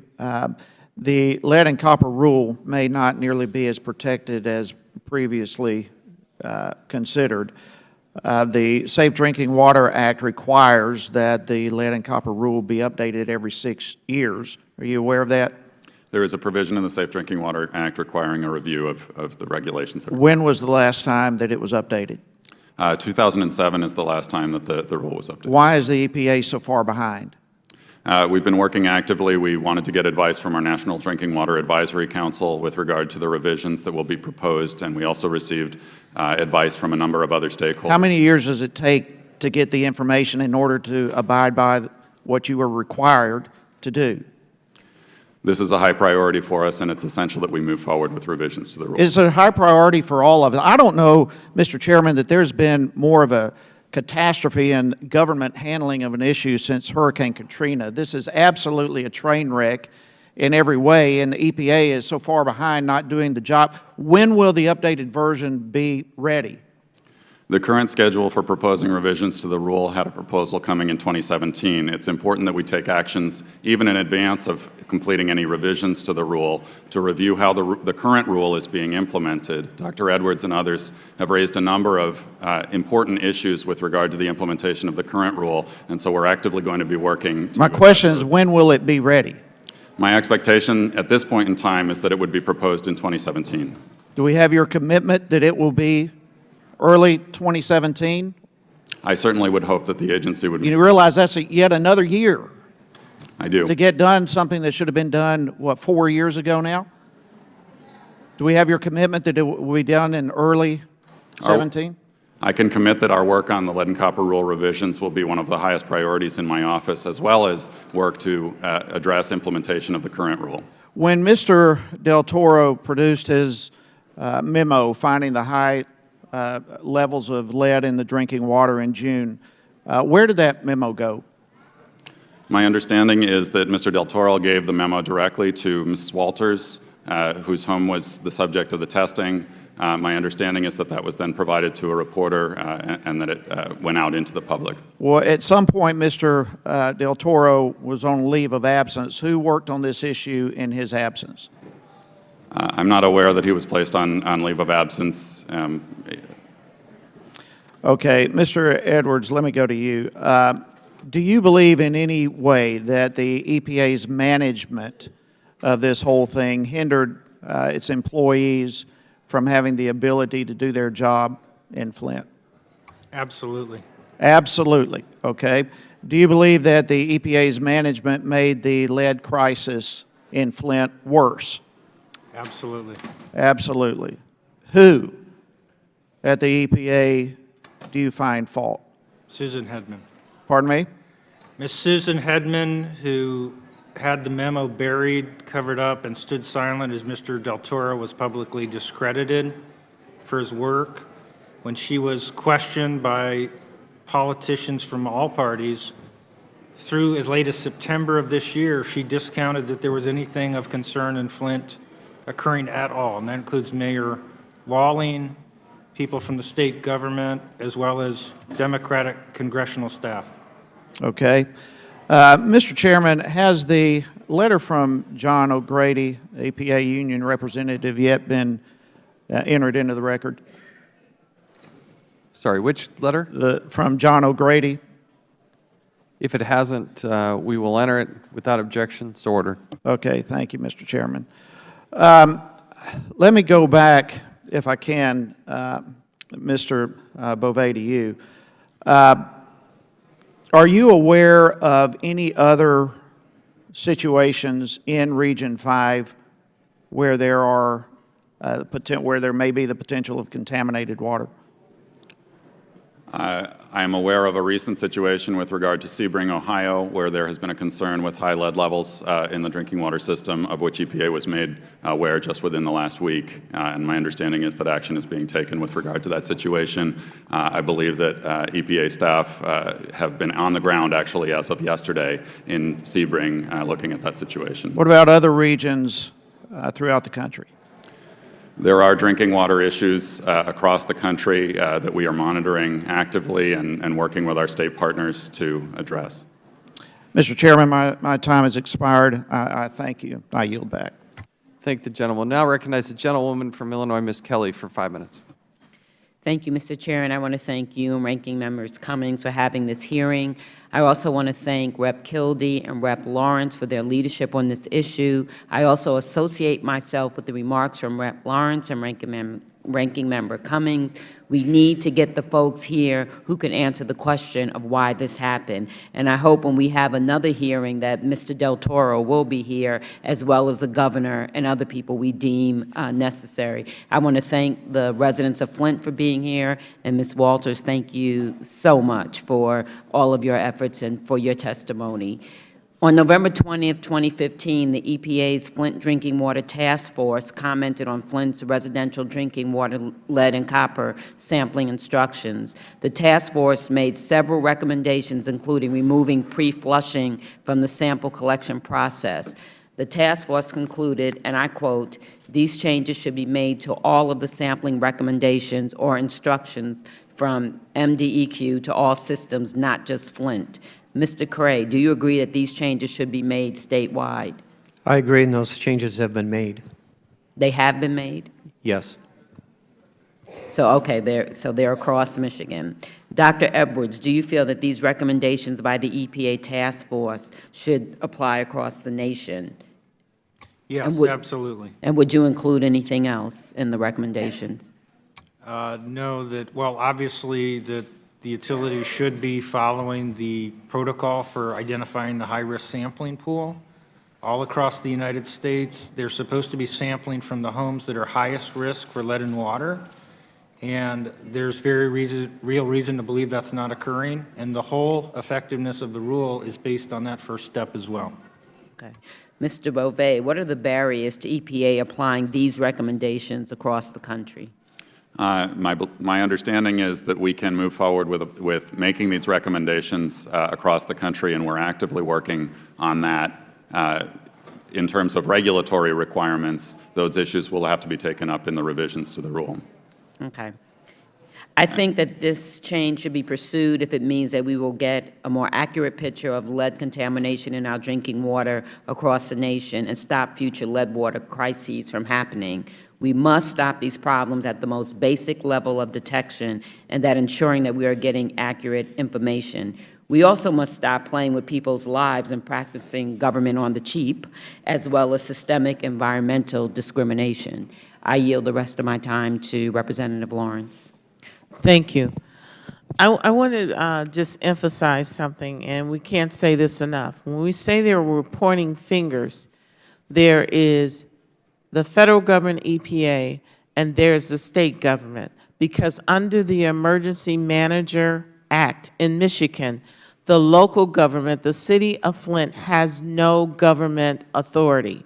So the decisions that were made and the actions that were taken, we can look at the state level and we can look at the federal level. I want to be clear about that. All of us who live in Michigan clearly understands the Emergency Manager Act. It comes in and it dissolves home rule. And the emergency manager reports only to the state government, and that's our governor. I also want to say, when we were saying that the EPA had not showed up until just last week when the new secretary showed up, I want to enter this into the record. January the 21st, there was a United States EPA Office of Enforcement and Compliance Assurance letter submitted to the city saying that as a result, the EPA is issuing a SDWA emergency order to make sure that the necessary actions to protect public health happen immediately. In addition to that, because of the failure of the state no longer has the responsibility of testing the water in Flint. Just this last week, it was taken over, or this week, it was taken over by EPA because of the failure of the state to comply with this order. And so it may have come late, but to say nothing had happened from EPA to that point, and again, there was documented a failure on the state's part to actually collect and test the water. So we have, again, the state and the federal government if we're talking about pointing fingers, and that's not why I'm here. I'm not pointing fingers. I want the truth, and I want this corrected. Thank you. I yield back. As to the document, we'll enter that into the record unless there's an objection, but without objection, so ordered. Now I recognize the gentleman from Oklahoma, Mr. Russell, for 5 minutes. Thank you, Mr. Chairman. Dr. Edwards, Ms. Walters, thank you for your courage in this issue and for exposing for the nation when things fail. Mr. Beauvais, what is the fundamental core mission of the EPA? Protection of public health and the environment. I see. You stated that the lead-copper rule was updated in 2007, yet from our facts, we see that the lead-copper rule has not been finalized in any long-term update in 25 years. Why is that? There have been efforts to update the rule periodically over time. It was updated most recently in 2007. The long-term revisions to the rule are what we're working on right now. What we're working on.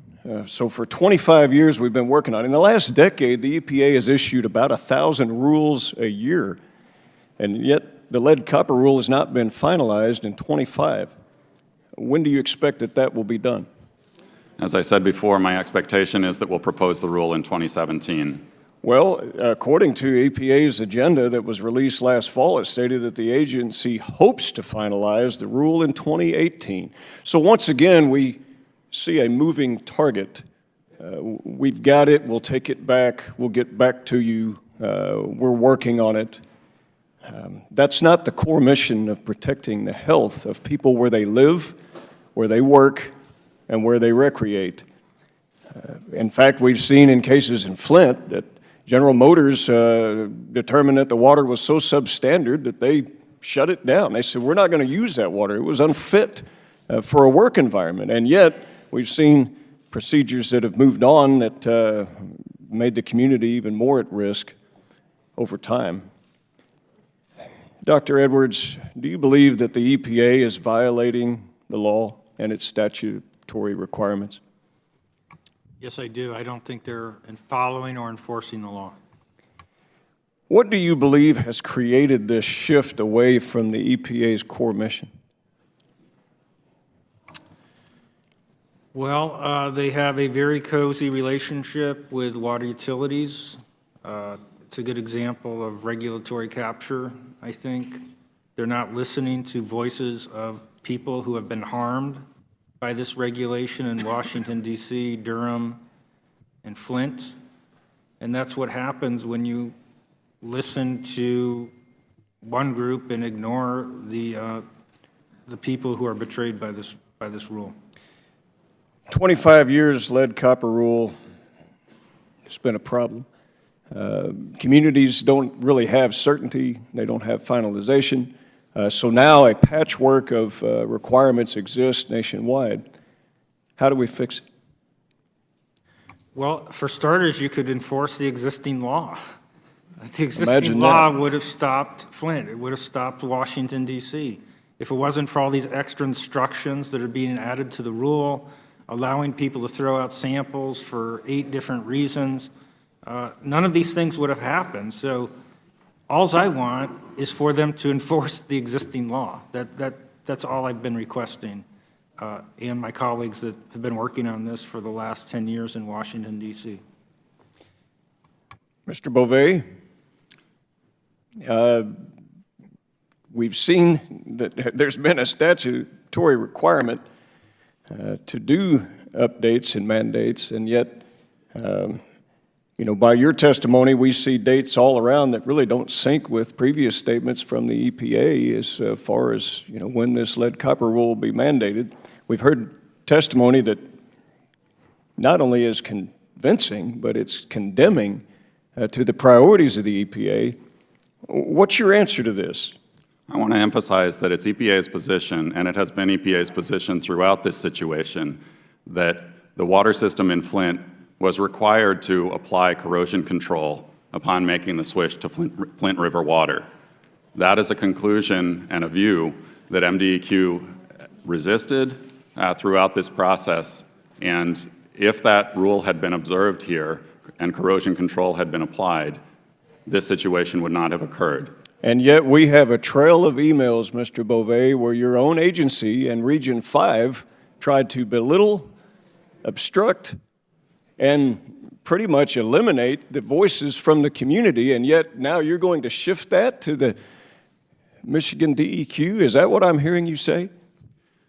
Certainly, when we look back on this situation, knowing what we know now, everyone should have done everything humanly possible to avoid this situation. At EPA, we need to go back and look and understand what happened and make sure that it never happens again. But I do think it's important to remember how we got in this situation. 1991, 2004, 2007. What's it going to be again? How many more Miss Walters are we going to have to hear? Which city is next? Get the rule finalized. You owe it to the American people. We have certain expectations. And while we all have different opinions about the thousands of rules that get passed here in the last decade, I think this one with lead, copper, and drinking water is pretty important. And with that, Mr. Chairman, I'll yield back my time. Thank the gentleman. We'll now recognize the gentleman from California, Mr. Liu, for 5 minutes. Thank you, Mr. Chair. Let's call what happened in Flint what it is, a crime of epic proportions. We had tens of thousands of women, men, and children poisoned by lead when it leached from the lead metal pipes. Those most responsible know who they are, they should resign, and some of them should be prosecuted. I'd like to focus today my comments and questions on how do we make this right for the residents of Flint. I believe we help make it right by giving them a permanent solution. That means replacing their lead pipes. So I want to enter, first of all, into the record, Mr. Chair, an article from Salon dated Monday, January 5th by Antoinetta Russi about Flint. Without objection, so ordered. And I would remind the audience that no applause or booing or any reaction from the audience would be appropriate for this hearing. Thank you. Mr. Craig, I'm going to read a few sentences from this article. It says, the Safe Drinking Water Act required the EPA to set standards for the concentration of lead in public pipes with a push for lead-free. This stirred the country on a road towards replacing old water pipes with PVC, also known as plastic pipes, as an eco-friendly alternative. However, many poor municipalities instead turned to anti-corrosive agents as a cheaper and faster solution. Had Flint had plastic pipes, we wouldn't be sitting here today, correct? That's correct. And even with anti-corrosion agents, over time, the metal pipes still corrode, isn't that correct? Yes, sir. Could I amend my earlier answer? Even with plastic pipes, you would still have to look at the fixtures within the various facilities, and so I just wanted to put a little sharper point on that. Thank you. Thank you. And we have over 850 water main breaks a day in America caused by corrosion, even with anti-corrosion agents in the water. Isn't that roughly correct, Mr. Craig? I do not know that number. We have a lot of water main breaks, correct? That's a true statement. So I want to enter now into the record an article. It says Flint water crisis, mayor says lead pipes have got to go. NBC News. Could I enter that record, Mr. Chair? Without objection, so ordered. Would you agree, Mr. Craig, with Flint Mayor Karen Weaver that there needs to be the rapid removal of lead pipes now and to be replaced with a non-lead alternative, instead of the Band-Aid solution of just anti-corrosive agents or simply recoating these lead pipes? I think it's a complicated issue, as Congresswoman Norton had pointed out, that partial replacement may cause additional problems, and so that's the reason we're working with the experts to make sure that whatever happens does not increase. What about full replacement with plastic pipes or other non-lead pipes? That certainly would be one solution. Okay. I'm going to now ask you another question, actually. Are you aware that many newer, wealthier cities in America and Canada have switched to plastic pipes as an alternative to lead pipes? I think there's a prohibition that was in the building codes to prohibit the continued use of lead pipes. Okay. So let me switch to Mr. Bouvet of the federal EPA. I'd like to enter into the record, Mr. Chair, a report from the Natural Resources Defense Council. It says, study finds safety drinking water in U.S. cities at risk. NRDC reports on drinking water systems of 19 cities and finds that pollution, old pipes, and outdated treatment threaten tap water quality. Without objection, so ordered. Mr. Bouvet, we really have a national problem, don't we, of lead pipes all around America that leach lead into the water system, even with anti-corrosive agents, correct? There are millions of lead service lines across the country in thousands of systems, and this is a challenge for us nationwide. And we have hundreds of water main breaks because those pipes are being corroded, correct? Yes, we have significant water main breaks. And there are non-lead alternatives, such as plastic piping or other pipes, that would not leach lead into the water supply, correct? In lieu of lead service lines, yes. Is there a EPA rule on plastic pipes? I'm not aware of a specific rule on plastic pipes. And there's an EPA rule on lead and copper because those are toxic, correct? That's correct. Okay. Is there any reason the EPA doesn't look at having municipalities switch to plastic pipes or other non-lead alternatives? This is, there actually are lead service line replacement requirements that can be triggered under the lead and copper rule that exists today when certain action levels are exceeded. This will be a major subject of engagement and analysis in the lead and copper rule revisions. We have advice from the National Drinking Water Advisory Council and from other stakeholders on these issues. It's important to remember that even as we look at issues of full lead service line replacements, I believe Dr. Edwards and others have advised that if that's going to be done, it has to be done correctly in order not to actually create bigger problems. Thank you. I'm going to make a request of the chair and then I'm going to yield back. If you have another hearing, I do ask that perhaps we have a witness that can talk about how we solve this on an ongoing basis. Thank the gentleman. We'll now recognize the gentleman from South Carolina, Mr. Mulvaney, for 5 minutes. I thank the chairman, and I thought something that Mrs. Eleanor Holmes Norton mentioned earlier was very insightful, which is I think the purpose here is really to sort of treat this as a problem-solving exercise versus a blame laying. There'll be plenty of time for that, and also other people involved with that. Folks are, some of you, very new to this process. I want to go back and look at the timeline for a little bit. Help me understand this. Mr. Bouvet, you said the EPA learned about this in the spring of 2015. By the way, do you have a month on that, just for filling in the timeline?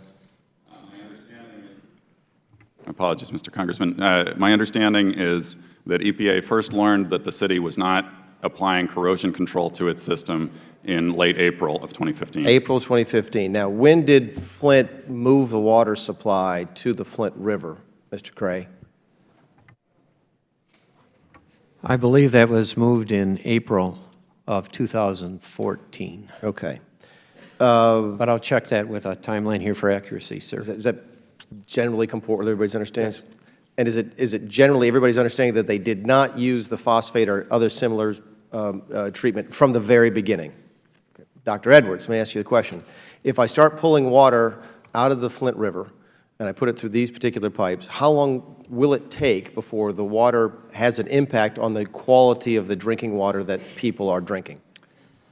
Is it immediate? Does it take a couple months for it to break down the lining on the pipes? How long does that take? It takes a period of weeks to about a month, and that's when the first consumer complaints started arising about red water, which is iron rust falling into the water. So give or take, now we're at May of 2014. We're still 11 months from the EPA knowing about it, but here we are, May of 2014.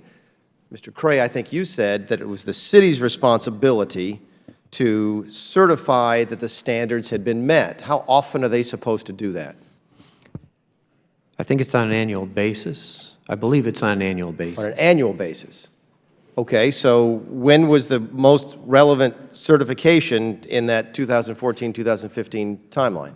So I'll sharpen my answer. I believe that they send in monthly results, but I think that there's an annual review. All right, so let's focus on the monthly results first. So they're sending results to you folks every month on the quality of the water in Flint, right? Well, I'm outside my lane of expertise on the particulars of the reporting aspect. So I really can't speak to that directly. Dr. Edwards is nodding his head, so just clearly somebody was the city doing that? You see where I'm trying to get to. There's a monthly report on Okay. distribution system monitoring. Did the monthly report that the city of Flint was delivering beginning in April of 2014 show that the water quality in Flint was a problem? It's my understanding it didn't, that it met the Safe Drinking Water Act quality parameters. Okay. When, did the city ever send a report, the monthly report, that said the water didn't meet the standards, ever? No, it's a different question, and of course you only answer a question answer, but let me just help you with that, sir. Sure. So the water quality parameters that are required under the Safe Drinking Water Act don't necessarily ask for lead to be tested at that point in time. Okay. Wow. Is that true? That the clean drink, that the EPA doesn't require them to send information on lead? I believe that you may be talking about two different things, Possible. Mr. Congressman. I don't know anything about this before water today, quality so. parameter monitoring, as I understand it, at the drinking water compliance with the lead and copper rule is actually monitored and tested through samples that are taken in the distribution system, because lead leaches into the water from the lead service lines and so forth. And so those samples are not taken at the water treatment plant. I want to add, however, that in 2014, the Flint system actually had multiple violations of Safe Drinking Water Act standards, including the total coliform rule and the disinfection byproducts rule. This is unfortunate. We only have 5 minutes. We can't do a proper deposition in 5 minutes, especially for witnesses, so I apologize. I'm not going to, I've got a lot more questions on the timeline. Let me skip ahead to another question, which is Mr. Palmer just showed me something that says that my state does not report to the CDC on lead and water. Do they report to the EPA? Mr. Bouvet, I'm from South Carolina. With regard to lead and water, well, the South Carolina state government would be the primacy agency in South Carolina. But do they tell you? Those results are reported up through the EPA's data system. So while South Carolina might not tell CDC, the Center for Disease Control, they may tell the EPA about the quality of the water, including lead presence in my water in South Carolina. I would expect so, yes. And did Michigan do the same thing? Ultimately, yes. Okay. Again, my time is up, and I apologize. That wasn't very fruitful, but would like to continue this another time if we can. Thank you, Mr. Chairman. Thank the gentleman. We'll now recognize the gentlewoman from New Jersey, Ms. Watson-Coleman, for 5 minutes. Thank you, Mr. Chairman. I've listened to this entire panel discussion, and I have to tell you, my questions are going to be directed first to Mr. Krieg, and then I have a question for Mr. Boveau. It is clear to me that the responsibility doesn't lie with the local officials, because the local officials were as much victims as the unelected local residents. But you, Mr. McCree, as the director of the Department of Environmental Quality, whatever it's called in Michigan, you, at that level, you are primarily responsible.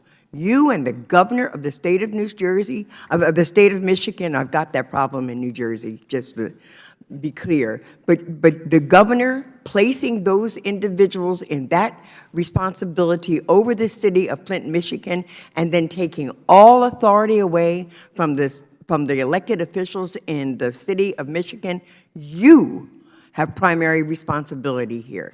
And your apology after the fact rings hollow. So I have a couple of questions. Mr. Krieg, your boss, Governor Snyder, appointed emergency managers for the city of Flint from 2011 through 2015.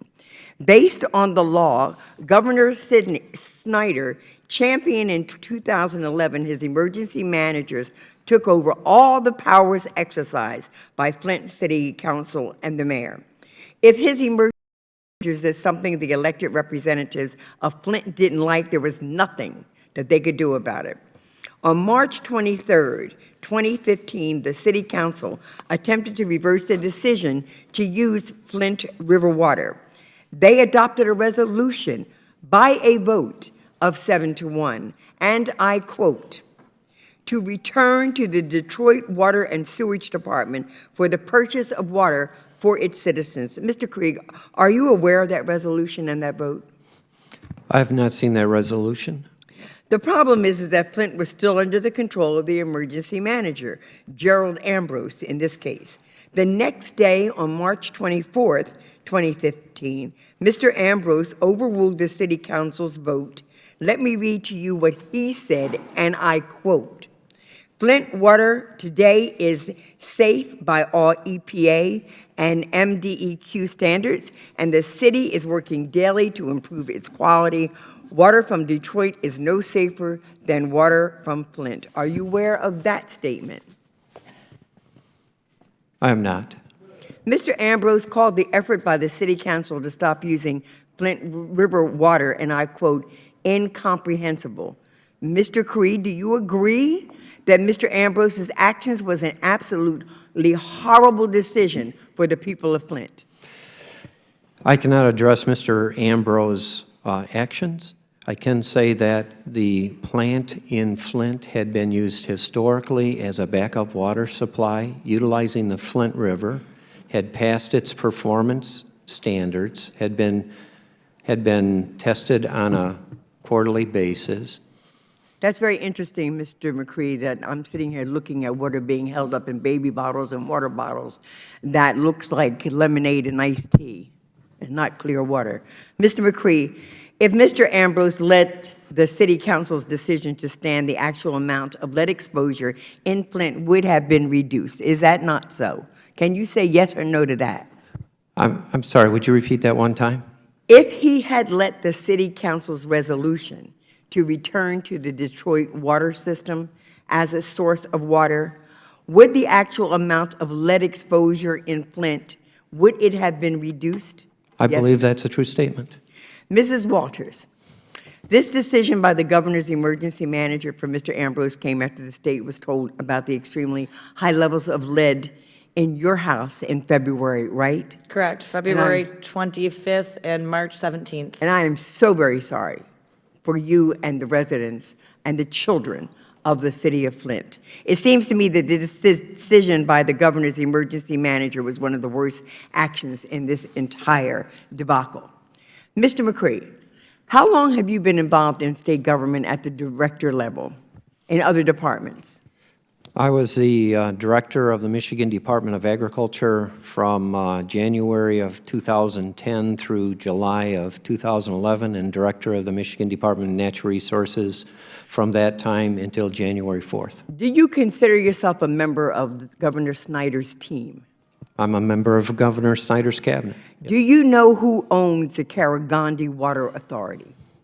And do you know if there is any relationship between any of the principals of that authority to the governor, to his campaigns, or to the party that is represented by the governor in the state of Michigan? I have no such knowledge of that. Okay.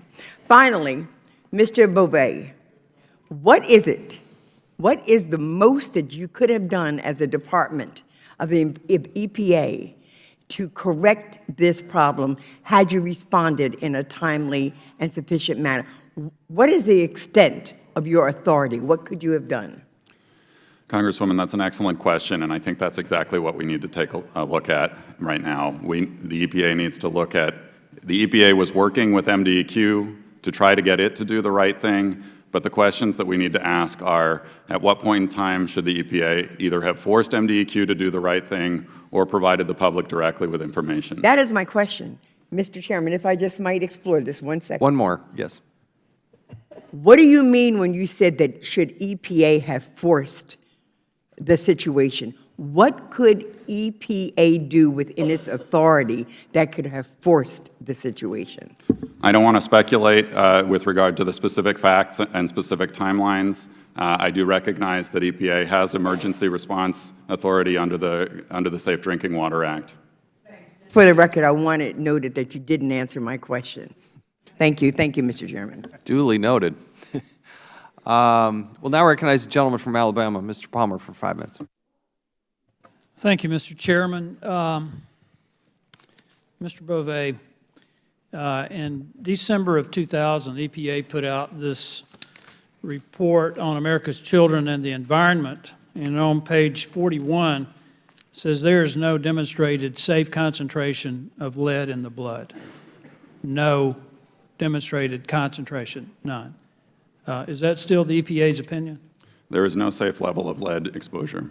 All right, following up on questions been asked by several members about the lead and copper rule. The last time it was updated was 2007. Prior to that was 1991. The Safe Drinking Water Act requires that the lead and copper rule be updated at least every 6 years.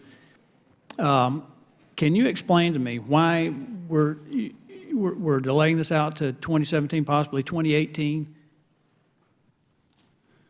The current process has involved soliciting advice and input from our National Drinking Water Advisory Council, which includes representatives. Mr. Beauvais, you had an EPA official put out a report about what was going on in Flint, Michigan.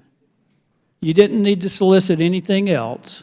You could have acted. You've got a room full of people here now who've been impacted because of it. So what are you waiting on?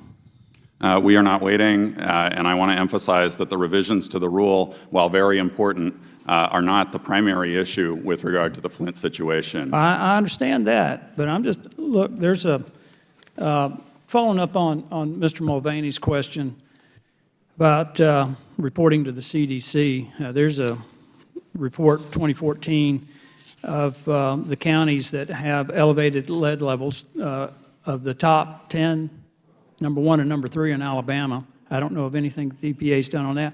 Does the EPA get the data from the CDC and act on it? I would expect that the EPA has access to the data from CDC. But I didn't ask you that. I'm sure you've got access to the data. Do you act on it? Because these aren't the only kids in here that are impacted by lead levels. So do you act on it? Absolutely. Blood lead levels are affected by multiple sources of lead, including lead in paint and lead in soil. And the EPA has programs, along with our state partners, that address all these issues. Lead in drinking water also is. Direct something to Mr. Edwards. Mr. Edwards, it appears to me that the irony of this is the EPA wants to regulate everything. They want to regulate ditch water and puddles in backyards. Yet in Georgia, they had a toxic spill they initially denied responsibility for. You had another EPA whistleblower, Dave Lewis, one of your top scientists, who revealed that the EPA was involved in this, released an enormous amount of toxic material into the groundwater, into the creek, including lead. And EPA tried to cover that up. What do you know about that, Dr. Edwards? Nothing. I know David Lewis, and I respect him, but I don't know the specifics of that case. So. Well, the specifics of the case is that the EPA violated their own rule on releasing lead into groundwater.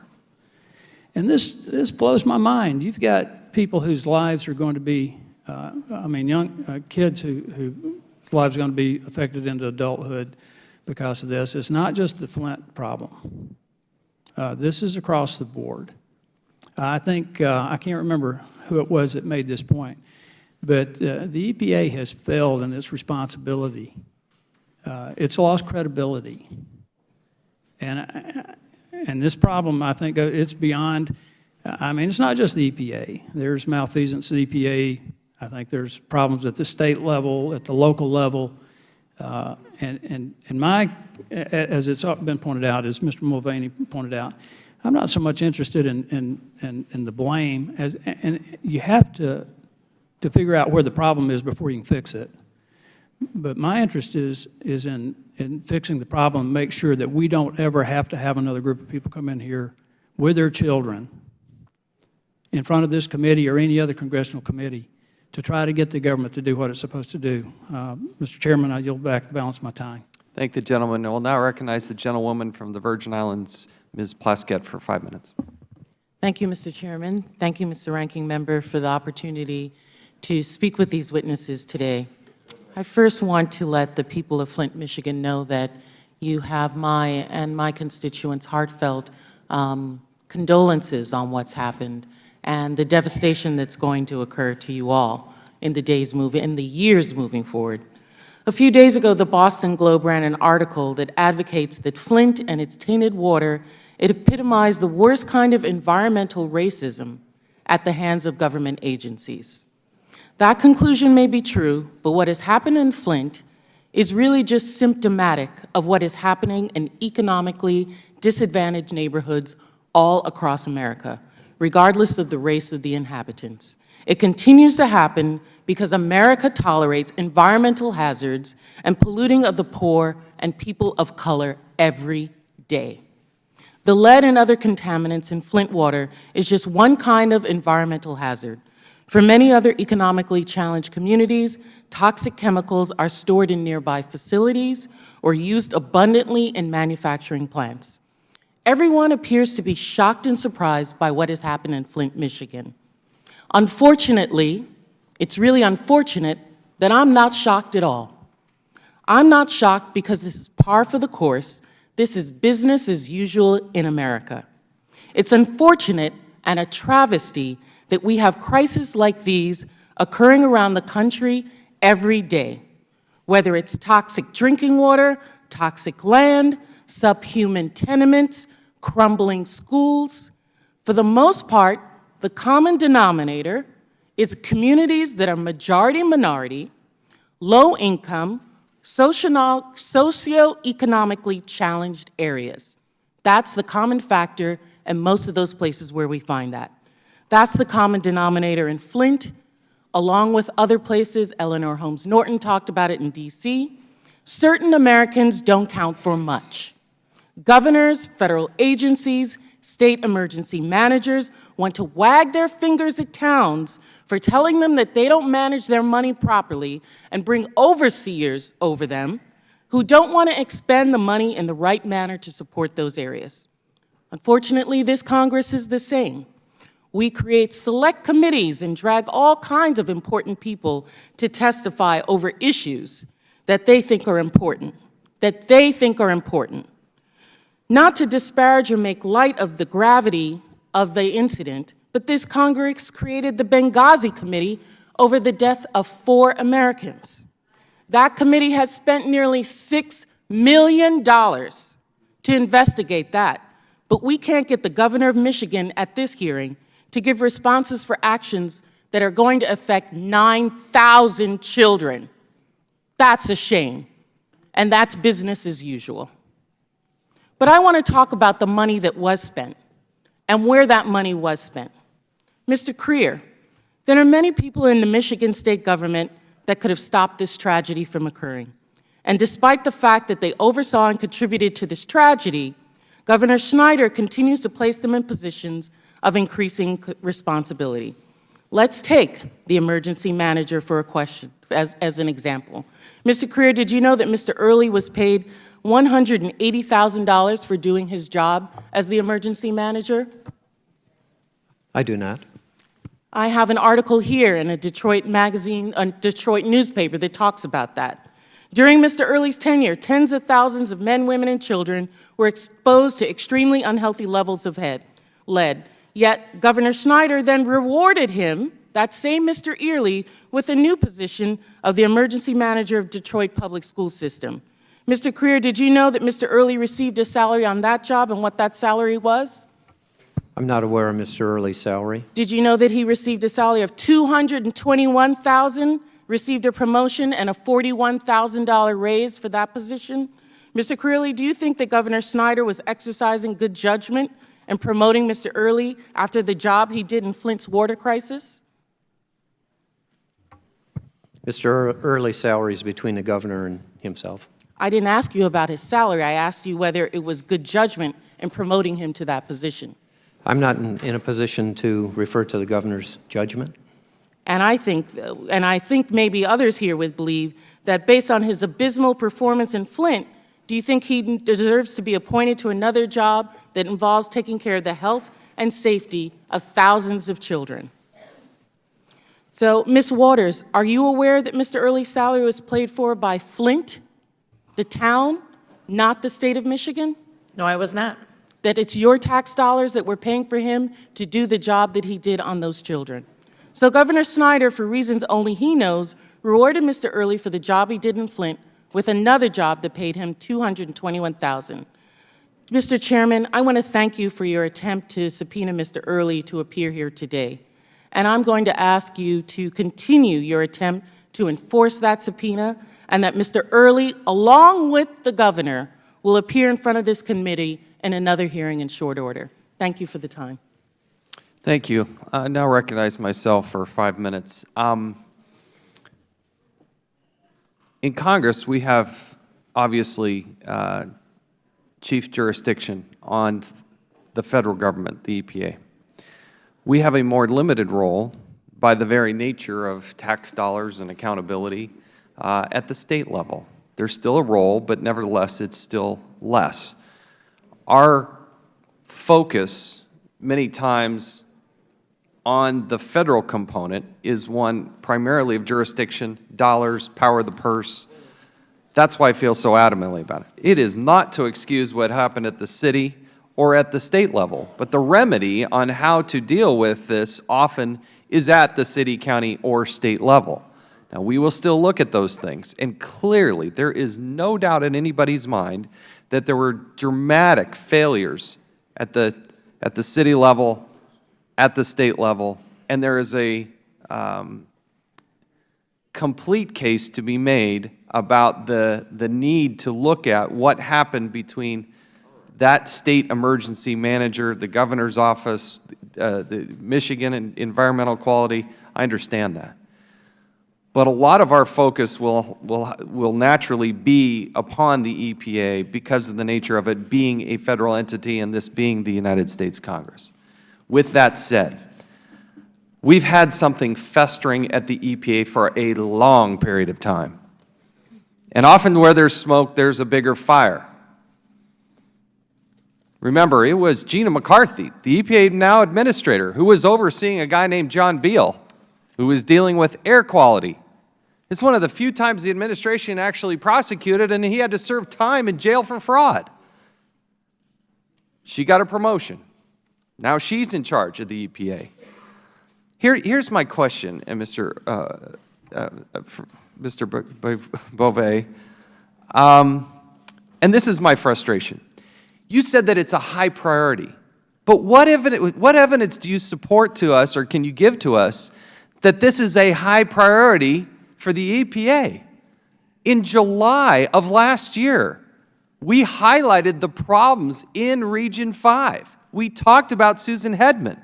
We talked about the sexual misconduct. We had 3 people who stepped up and said, we've got a problem here. Was anything done about that you're aware of?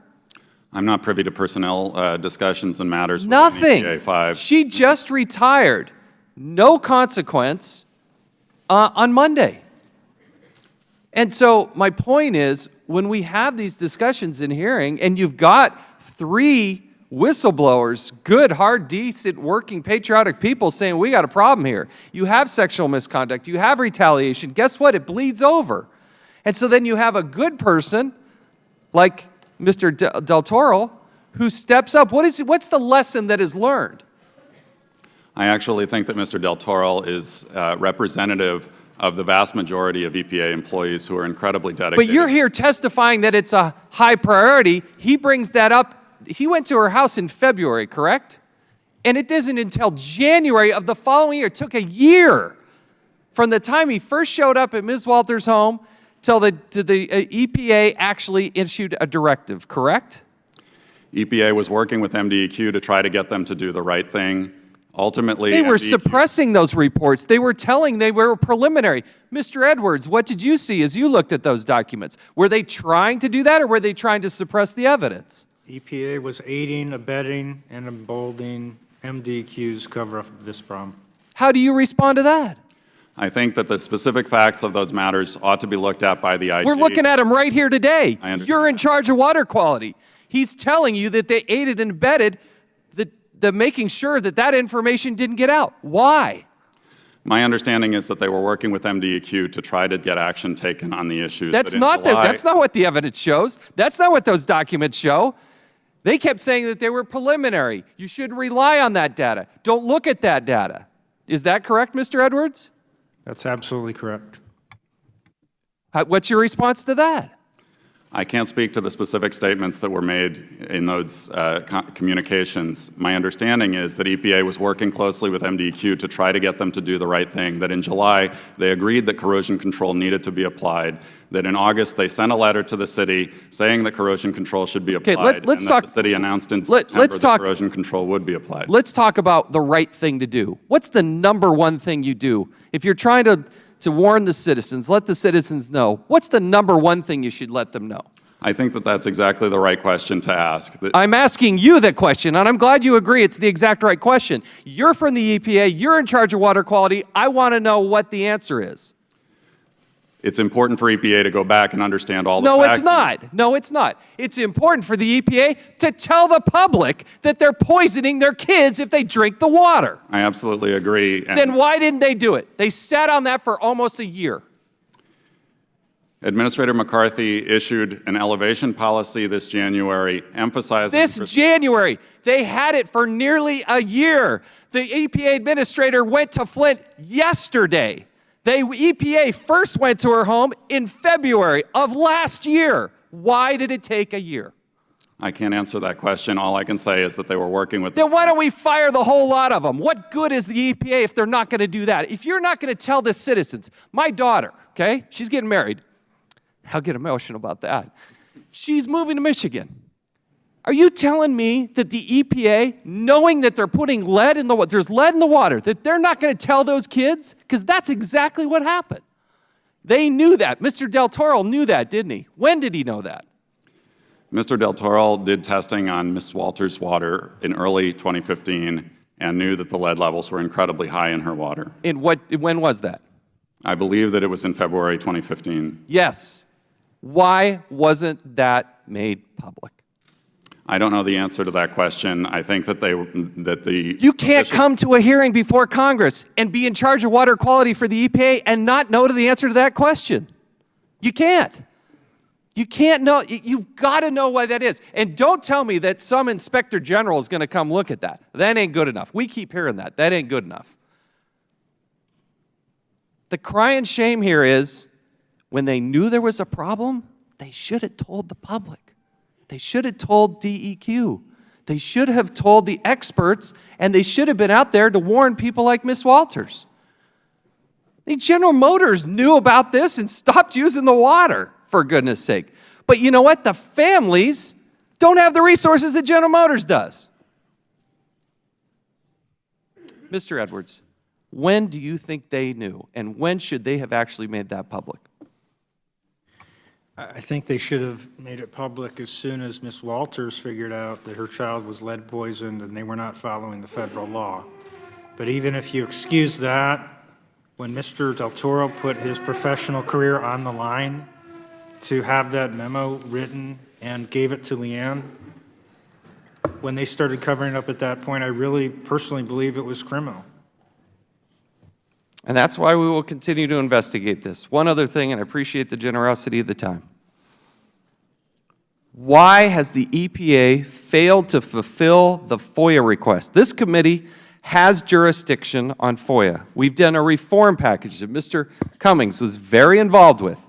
When Mr. Edwards, he works for his life on studying water. We need good people like Mr. Edwards to be able to access the data and the information at the EPA. Why can't we fulfill these FOIA requests? Because you're supposed to do it in 21 days, as Mr. Meadows pointed out, and it's been 9 years. When is he going to get that information? I don't know the specifics with regard to the FOIA requests, but as I said before, I will take this back and ensure that it's a high priority. I think that's a fair answer for this question. I appreciate the EPA responding to us on that regard in a timely manner. But we have to know the answer to that question. You can't play hide the documents. Here, I've gone way past my time. We have other members that need to ask questions. So let me yield back and now go to Mr. Clay for 5 minutes. And thank you, Mr. Chairman. If Governor Snyder was here, I'd sure like to ask him if the water was toxic in Grosse Pointe instead of Flint, would you have denied it for a year? And would you have stood by and stonewalled while those children were poisoned with neurotoxins. Mr. Chairman, we need to use that same passion that we just heard from you to get Governor Snyder here and get him on the record so that we all know what was going through his administration and through his mind to allow this to continue. This is a pattern. This is a pattern in Michigan, and as Ms. Plaskett said, it's a pattern all over this country. How communities of color, as well as low and moderate income communities, are victims of environmental injustice. You know, and I represent St. Louis, so there are ample examples of how this environmental racism plays out. How we had a facility next to a Boys and Girls Club where 1,000 kids were exposed daily to PCBs left by manufacturing plants, to lead and overexposure to other toxins. Let me ask Mrs. Walters, I'm so sorry that you and your family, like so many of your neighbors, are living through this man-made nightmare. As a father, I can well remember the fear and anger I felt when my own daughter tested positive for lead at a very young age. And that was a long time ago, and she is doing fine today.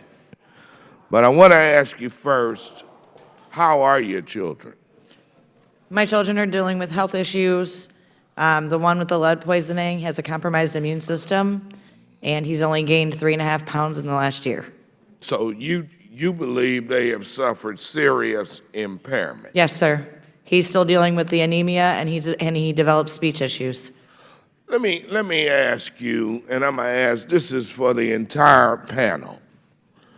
How do we repair the damage that has been caused by the gross negligence of the state of Michigan in protecting its citizens?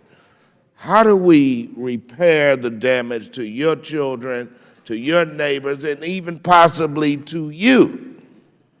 How do we do that, Ms. Walters? Let's start here. I want to go down the table. First, we take responsibility for what's happened. Then we change the laws and quit talking about the NIDWAC. The NIDWAC is not there to represent the people that the EPA is getting their guidance from. They're there to represent utilities and protect utilities. Let's get that on the record right now. There is only one person that's been on the NIDWAC fighting against what's being represented there. And that's why I keep saying if what the NIDWAC is suggesting is adopted by the EPA, what happened in Flint will happen throughout the United States. There's a very big possibility. Second of all, we need to make sure that the children and all the people in Flint are taken care of health-wise. I know my children are going to need help with that. I know other children in the city, they're going to need help with that. And not just children under the age of 6. I know of a 15-year-old who has severe liver issues now, who has lead poisoning. A 44-year-old man who had an eye stroke because of problems with his blood pressure with his lead poisoning. So doing right for the people is going to be making sure we're taken care of and making sure we get clean water, get the pipes replaced once we have the science behind it to see exactly what we need to do to get the replacement done. Thank you for that response. Mr. Edwards, how do we repair the damage, the physical and the mental health effects of what has occurred? Well, the fact of the matter is that the damage from lead is irreversible. That's why we have to work on primary prevention and make sure nothing like this ever happens. That's why we have these laws. But you can take steps to ameliorate the harm, and these are being proposed by Dr. Mona Hanatisha and Hurley and the local medical community, and we support those recommendations wholeheartedly. In terms of the trauma of the citizens of Flint, that's going to take a lot longer to repair because they have been fundamentally betrayed by the very agencies who've been paid to protect them. and we need to get trustworthy people at these agencies doing their job before we can even talk about restoring trust of the people of Flint. Thank you, Mr. Cree. Anything to add on how we Both- help the people of Flint? Both the individuals to my left said it well. We have to accept responsibility. We have to change so it never happens again. We have to work with the community because this is a crisis, and it's a tragedy in Flint. And as you said very eloquently, if it's your child or my grandchild, it's not acceptable. It's not acceptable. Mr. Bouvet. I agree that it's critical that we, first of all, do everything that we can to help the citizens of Flint, both to get the drinking water system back online and also to help ensure that resources get to the community to meet the recommendations of Dr. Monahana Atisha and others with regard to the kids and the folks in that community. Going forward, we also need to work on the issues that we've discussed with regard to strengthening the rules and strengthening implementation of the rules. And we'll be listening to all stakeholders as we work on that process. And I know my time is up, Madam Chair, but this should never happen again in this country. This was all about the sake of austerity and saving a few dollars. And this is tragic. I yield back. I thank the gentleman and recognize the gentleman from Wisconsin, Mr. Grossman, for 5 minutes. Thank you. Mr. Bouvet, this is for you. Mr. Del Toro was, well, we've had previous hearings showing that we have big problems with this agency.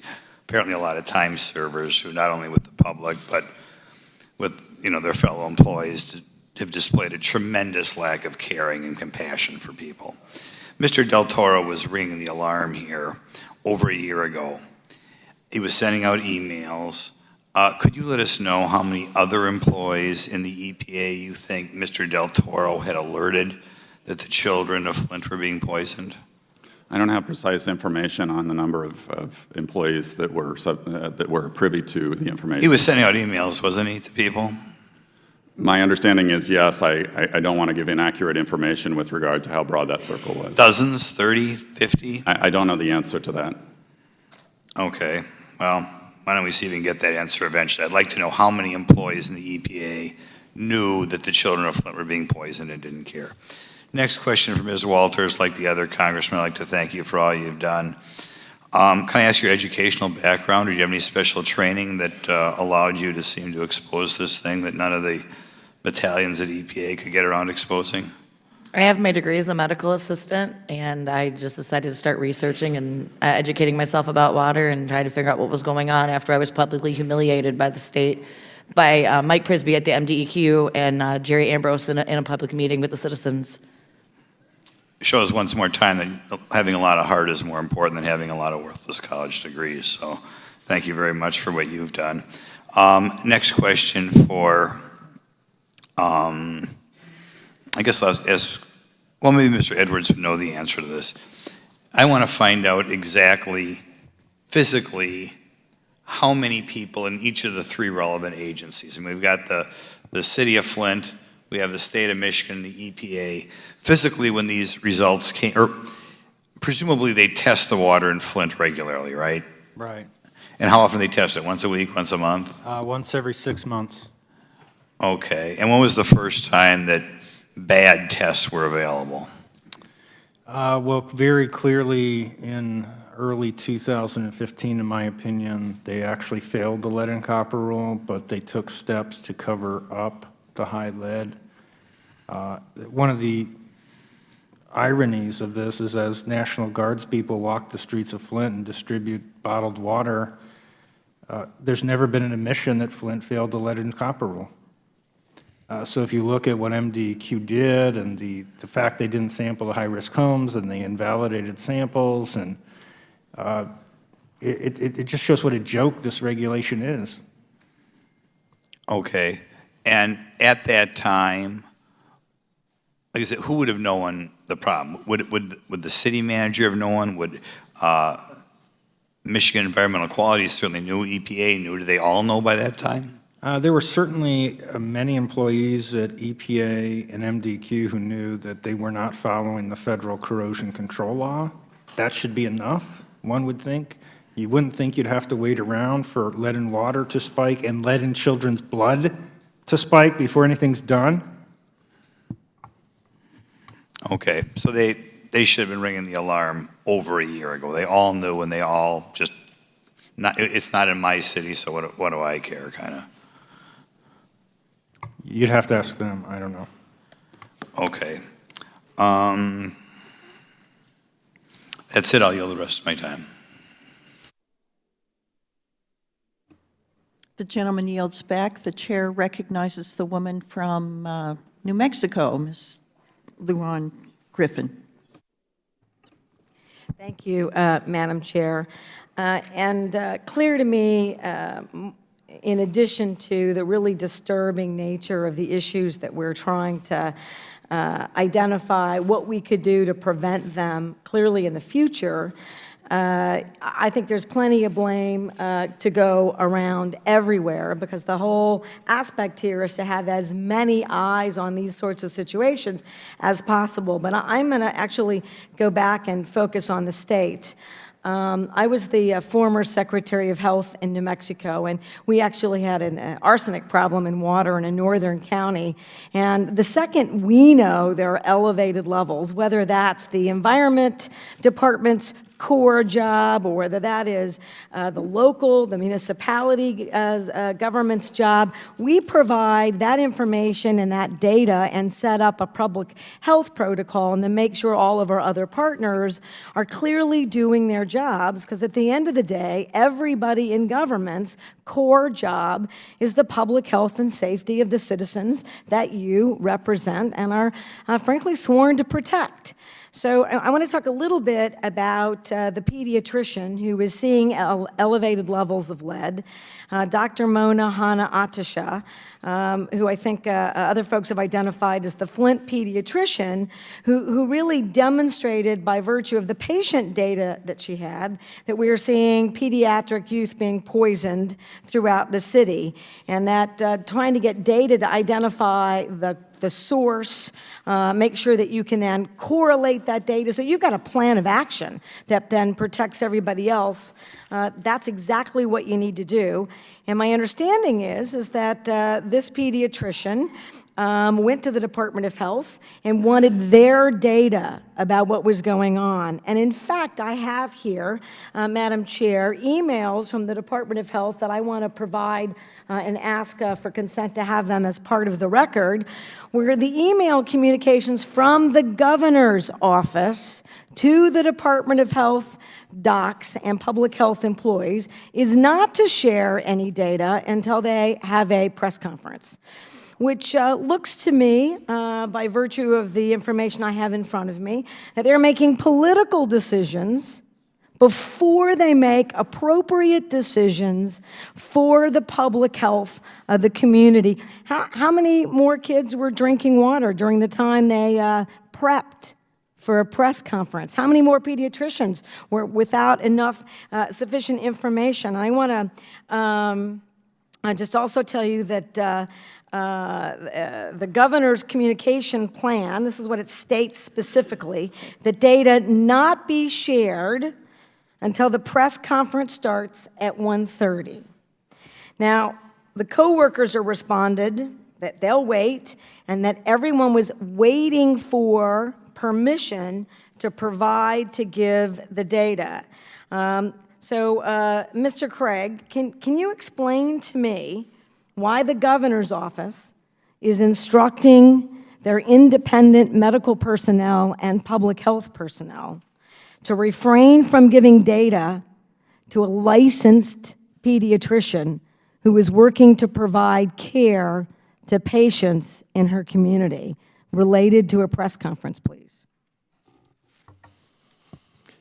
I can't speak for the director of the Department of Health and Human Services. I can say that Dr. Mona Hanna-Attisha did some great work and zeroed in on some areas, and that drove the decision-making and identified the problem, and we appreciate that. Well, Isn't it true that in all of the states' Department of Health, you've got a team of epidemiologists whose job it is, when anyone identifies any issues of this nature, that it's more like a SWAT team? They're in those communities, they're identifying their source, they're working together. We help fund those initiatives in all of the states, and yet we have a political communication that you are new, you can't really state, but isn't it true that that's typically the job of those departments of health, to actually not just provide the data, but then engage directly to address the problem? Why weren't they engaged? Why didn't the governor's office immediately demand that the epidemiology team and your public health, your chief medical officer, be on site? That would be against, as I understand it, that protocol for all states. So Michigan has very similar protocols to the state that you were at, where there's epidemiologists and healthcare professionals that respond to those types of public health emergencies. So how do you rebut that this was purposeful then in nature, given that those protocols that you're familiar with as someone new, and I'm familiar with without being a public health doc or an epidemiologist, that's exactly why we have those resources in place, so that we hope to prevent these situations, but by God, when we know about them, we immediately engage to prevent any other harm or damage. The gentlewoman's time has expired. The emails will be admitted without objection, so ordered. I yield back.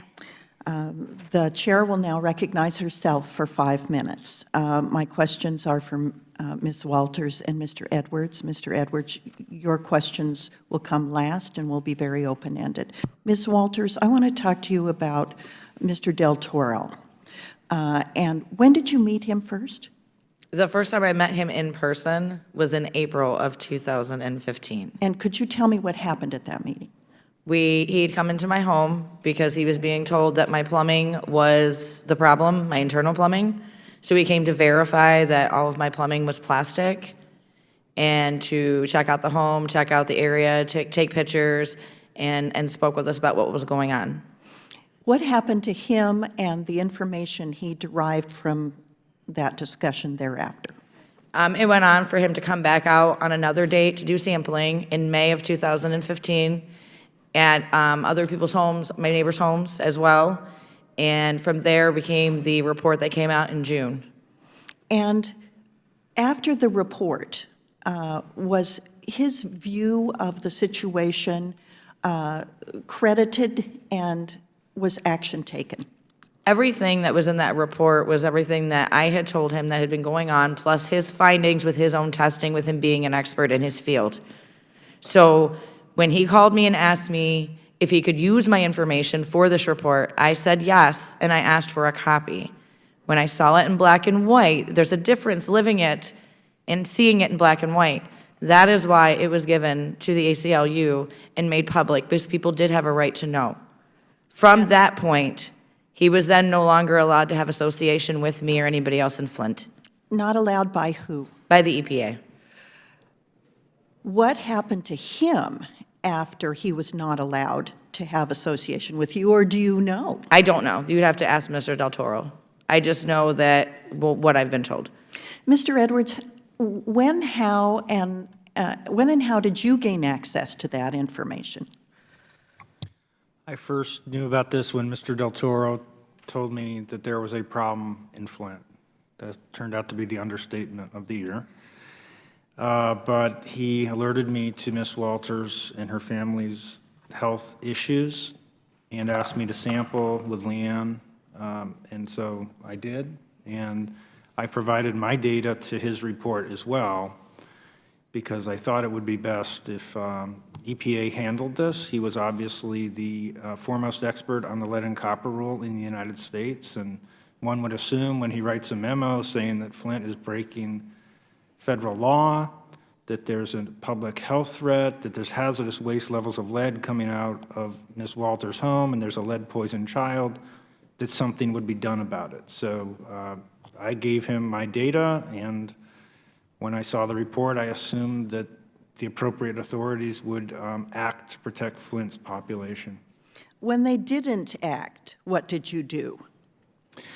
I didn't know what happened for quite some time until MDEQ bragged to Ms. Walters and laughed at her.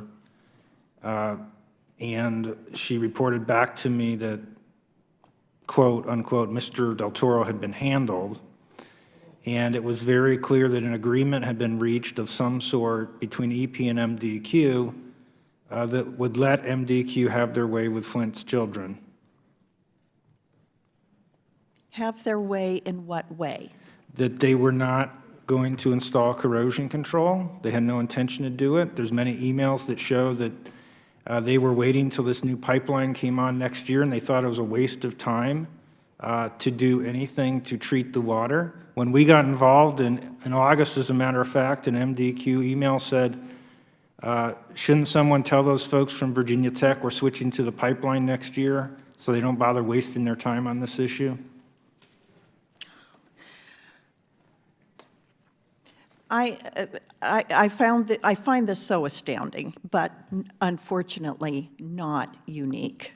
And this has been referred to as a racial issue. I can tell you in my own state, there was an administrative order on consent for 17 years in the refinery that I live right next to put in a slurry wall to protect the water that our cattle were drinking.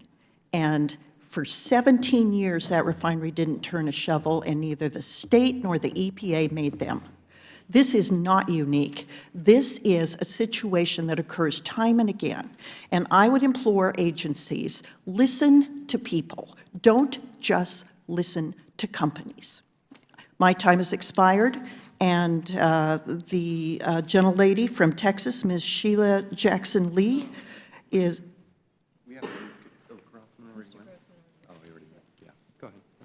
is recognized for 5 minutes. I want to make sure. Let me thank the chair and the ranking member for, again, upholding their authority and upholding, if you will, the authority of the United States Congress, Mr. Chavez and Mr. Cummings, for their bipartisan approach to this. One cannot help, I sit on the House Judiciary Committee, but be nothing but angry as a mother and as an American. And I want to say to this mother that is here, we've already called you a hero of which you would wish not to be, because you have a child that has been impacted. As I sit here today, the memories of a Jim Jones who gave a poison concoction to children causes me to say that there is a Jim Jones in Michigan who gave a poison concoction to children and their families. If any of us should demand accountability, we should. I want to ask Mr. Edwards, before I pursue a questioning of Mr. Craig. Mr. Edwards, you have given a recounting of just not putting phosphate in water.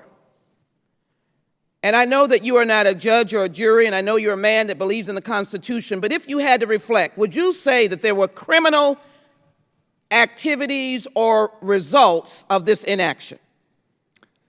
If it's not criminal, I don't know what is.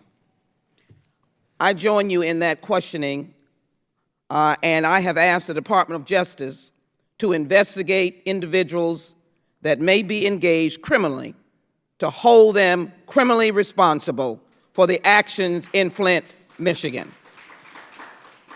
Let me raise a question. Were you trying to finish a sentence, Mr. Edwards? Because I have your whole series here. Mr. Cray, in your statement, you claim, and I quote, regardless of the testing schedule allowed by the EPA rule, in hindsight, when the lead levels began to rise, corrosion treatment should have been required from the MDEQ. Now, end your quote. However, rather than taking full responsibility for this decision, you then criticized the EPA for failing to provide a legal interpretation of the lead and copper rule until November 2015. You said, my observation is that the EPA did not display the sense of urgency that the situation demanded. This is underscored by conversations started in February 2015 regarding implementation of the federal lead and copper rule.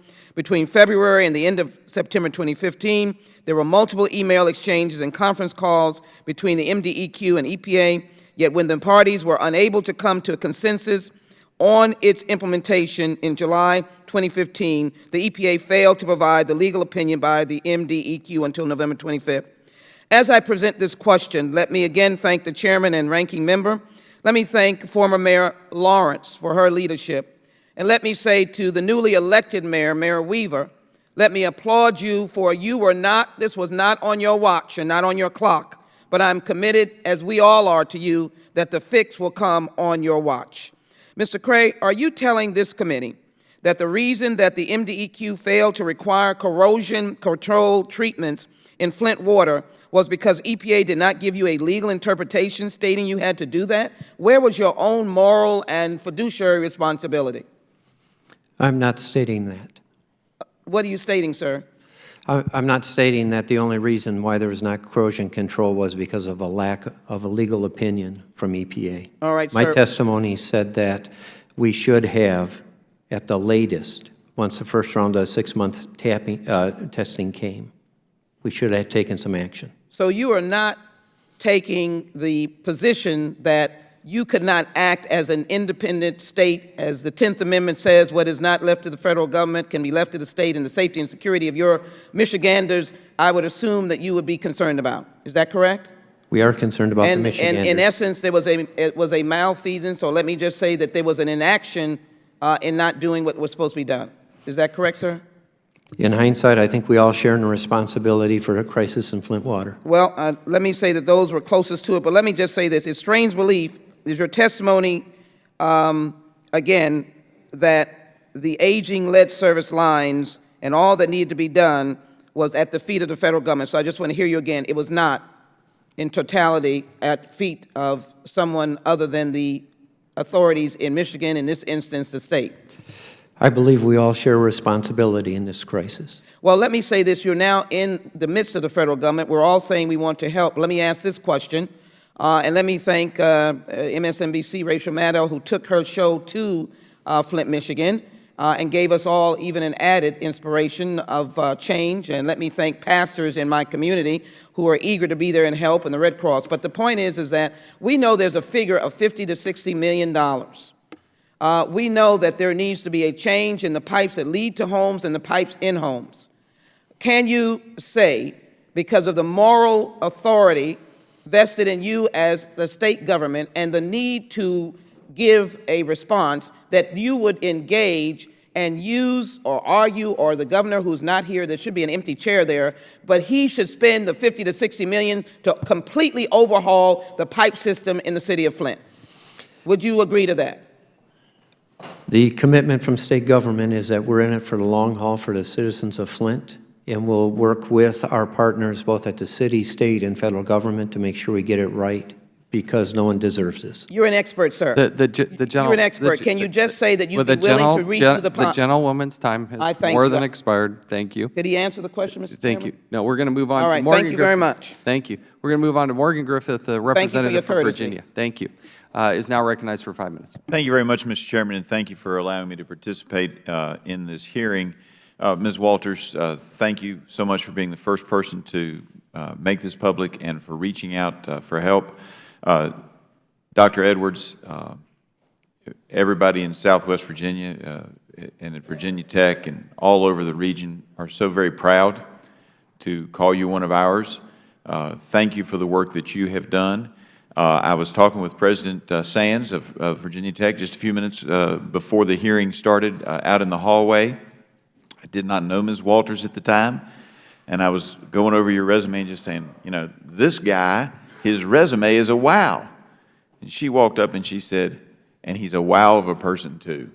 What a great endorsement from a mom who reached out to protect her kids, to a white knight who was willing to be there to come in and charge. And I can't tell you how proud I am to represent Southwest Virginia, but particularly to have people in my district of your caliber. We may not always agree, I don't have any idea, but I recognize somebody who will not be handled, and in the mountains of Southwest Virginia, those people always get respect, and I appreciate that.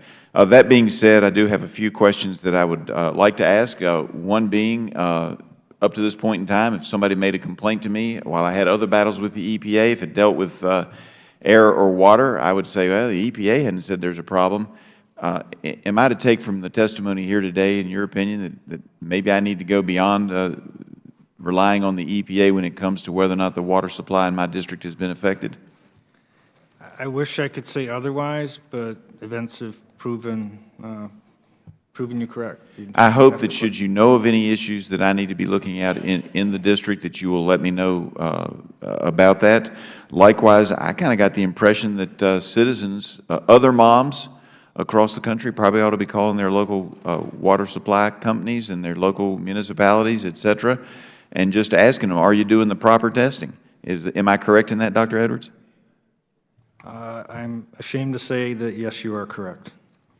Well, I appreciate that. I saw your written testimony in advance and thought you had some good comments about the fact that this is something we need to do, and that is that the rise of institutional scientific misconduct is a relatively new phenomenon. Clearly, we do not have adequate checks and balances on the power of these agencies, and you're referring to the EPA and CDC when you said that, nor do we hold them accountable for their unethical actions. And I assume you stand by that nothing in this hearing today has changed your opinion in that regard. No, nothing's changed. And I will tell you that I was having a conversation. I'm a recovering attorney. I like to joke with my friends. I was having a conversation with an attorney friend of mine a few days ago, I guess it was last week, who also has been involved with the Brain Injury Services of Southwest Virginia and has previously chaired the Virginia Office for Protection and Advocacy, which is an independent state agency that tries to take care of folks with disabilities, protect the rights of those with disabilities. He and I were talking about this. He indicated to me that he, like you today, have expressed that he thought there must be something criminal, that it wasn't just a matter of saying you're sorry and fixing it, that there were probably people who needed to go to jail. And so I couldn't help but think, as listening to the testimony and the questions earlier, and Mr. Amash said that he thought it was a bad thing, or he indicated it was bad, when the attorney for Mr. Early said it was nonsensical for him to come and testify. I suspect that maybe what the attorney meant to say is you have the right to remain silent. Anything you say can and will be used against you in a court of law. Would you disagree with my assessment of that response by his attorney? I'm not a lawyer, so stay away from that one. I appreciate that. I know it's been a long day for all of you. I do appreciate the testimony. Again, Ms. Walters, appreciate you stepping up. Dr. Edwards, thank you for taking your own time, your own energy, the resources from your discretionary funds that you have spent on this cause. You were not handled by anybody, including the federal government. And again, I do respect that and appreciate it. And with that, Mr. Chairman, I yield back. Thank the gentleman. I'll recognize Mr. Cummings, the ranking member, then myself, and then we will conclude this hearing. First of all, I want to thank all of you for being here today. Mr. Chairman, I thank you again for holding this hearing. It's a very important hearing. And I've listened to almost every syllable that has been said here today. Mr. Edwards, I know that just based upon what my staff has revealed to me, that you, and what I've heard here today, that the EPA has obviously not been fair to you. But is that a fair statement? Come on, I can't hear you. I believe that's a correct statement, yes. And I'm sure you have a lot of deep hurt, disappointment, because obviously you're trying to do the right thing, and you are driven by a passion to make people's lives better. Is that an accurate statement? Yeah, whatever hurt I've experienced is nothing compared to the hurt of the parents of the children in this room. And that's why I want to get to this question. And I've listened to everybody very carefully. But, you know, I keep hearing, I hear you, and I guess as a trial lawyer, I'm kind of used to kind of really listening carefully. It seems like you spend a lot of time on the EPA. And I want you to be clear, and I'll say it 50 million times, and I mean it. I want the EPA to be held responsible for addressing the things that they're supposed to address. But it seems as if, and help me with this, okay, because I'm just listening to you. You don't seem to put too much blame on the state. I mean, why is that? Or am I missing something?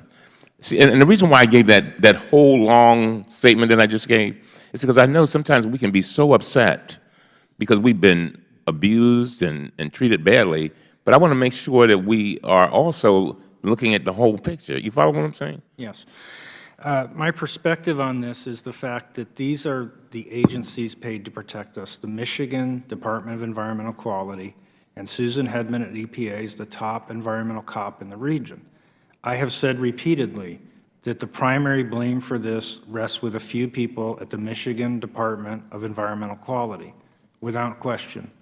But in terms of other people in the state, those core professionals misled them throughout this whole thing. Mr. Walling in Flint, for example, reached out after reading Miguel's memo, as a considerate mayor would, to Susan Hedman and said, is this something I should take seriously? And she told him, the top environmental policeman in the region told him, I am sorry this memo ever took place, and I'll get back to you after I edit and vet it. So I 100% of the responsibility lies with these employees at MDQ, there's no question, but EPA had the chance, because of Miguel del Toro, to be the hero here, and Ms. Hedman snatched defeat for EPA from the jaws of victory by discrediting his memo and standing by silently as she knew that federal law was not protecting Flint's children. Mm-hmm. And as I close, let me tell you the value of what has happened here today. What you all have done is given us a platform to look further. I mean, you've given us the basic information. You follow what I'm saying? Now we have to go, you've given names and you've talked about different situations, and now we have to go higher. And to you, Mr. Craig, I want to thank you. I know you got a tough job, and I know you haven't, how long have you been in that job? Since January 4th, and that was by choice. Wow.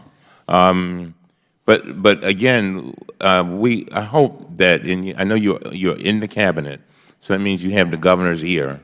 I hope that the governor will understand that these are people who are suffering, and that the $30 million that he's asked for, I guess yesterday, and then there's I guess the $28 million that was already signed. Is that right, or is that all part of the same thing? No, sir, there's almost $38 million that has been allocated already to this, and then this would be on top of that. And then I would certainly not preempt the governor's budget, but understands that there's more to be done. Yeah, I understand. I'm not trying to get you to do that. But I would ask you to send a message to him, in just in case he's not looking. I'm sure he is.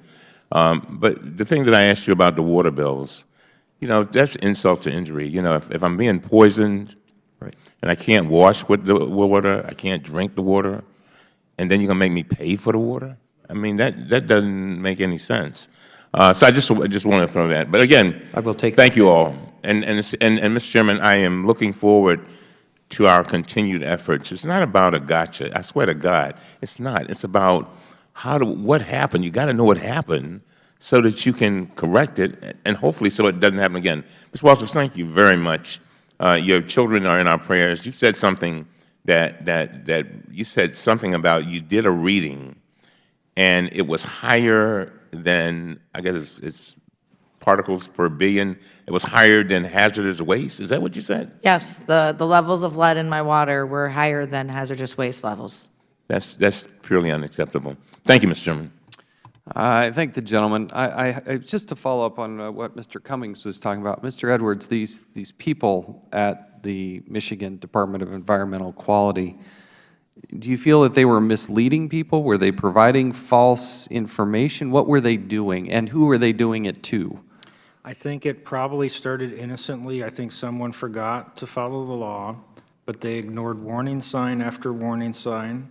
The GM fiasco, the Ms. Walters' child, the hazardous waste levels of lead, and gradually, step by step, they just felt like they were covering this up. There's no question about it. You read the emails. They lied in writing to the EPA, and it was only after Leanne figured out that they were not using corrosion control that they started this news story that we don't know if we have to have corrosion control.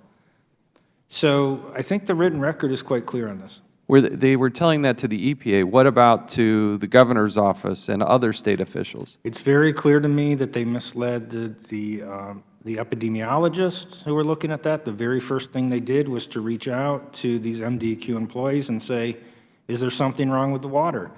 And the talking points, the notes from that memo used by the epidemiologists basically repeated one lie after another about the actual situation in Flint. And when you're a scientist and you have been misled so fundamentally by someone in a position of trust, that skews your interpretation. So I have criticized what the health department did and the fact that they never told the governor about this spike in elevated lead that was occurring. And I have talked about their unethical behavior in the month of September when they refused to share data with me and Dr. Mona about the lead-poisoned children. But you have to, when you look at the ethics of this, you have to look at what they were told and put yourself in their position, and I fault them. But the blame lies with these 3 or 4 employees who were actively misleading everyone. And I go back to Mr. Walling, who took a lot of criticism, and some of it very justifiable. But if you're a mayor of a town in Flint and you reach out to Susan Hedman, the top cop in the region, and she tells you nothing is wrong, and a few days later you go on television drinking the water to tell everyone it's safe, who's to blame for that? Certainly Mayor Walling has taken his share of the blame for being overly trusting of the top EPA cop in the region for apologizing for this memo and not telling him that there's anything wrong going on in Flint. But the bulk of the blame for that particular episode has to lie with Susan Hedman. And to my colleagues, think about it. There's more than 2 million federal employees. The overwhelming majority, they're good, quality, hardworking, patriotic people. I say that time and time again. Absolutely. But what we haven't done as a Congress with oversight of the administration, and again, you can find examples on Democratic and Republican administrations, okay, but when we have these types of bad apples in place, they tend to rise to the surface, so much so that we had a hearing about this in July, saying this is a problem. And nothing was done about it. And it festered in other areas that rose to our level, that it became so serious that we had a hearing. But it was obviously, when you have that kind of approach, you see this happen time and time again. And so this has been a very, very valuable hearing. Ms. Walters, God bless you. I'm so sorry that you've had to go through this. I can't even begin to tell you how much we hope and pray for your family and for the thousands of other families that you represent. So you've had some sort of strength that you got somewhere. I believe it's not just a coincidence that you get that kind of strength that's representative and making the people of Michigan proud. So keep it up. Mr. Edwards, thank you for your good work. You've been tenacious on this. Thankful for Virginia Tech for funding you and allowing you to do this good work and being the kind of expert across the country and very helpful to this committee. We're very appreciative of that. Mr. Cray, you didn't need this in your life. You've had a very strong career.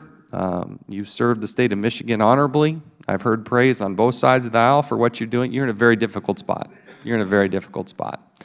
And for your stepping up and doing this, somebody's got to do it.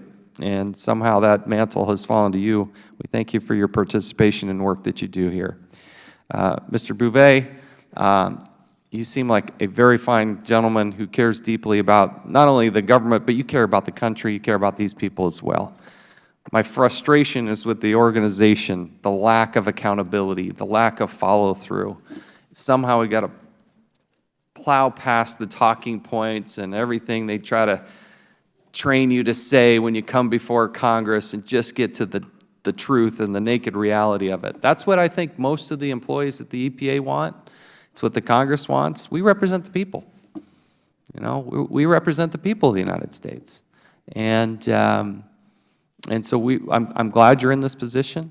I think you're part of the solution, not part of the problem. That's my experience. That's my starting point. I think all 4 of you are part of the solution, not part of the problem. But we have a problem, and we got to clean it up. And I also want to appreciate and thank Mr. Kildee for his passion on this. He's been working on this for some time, and I'm glad that he was able to testify here today. This committee stands adjourned.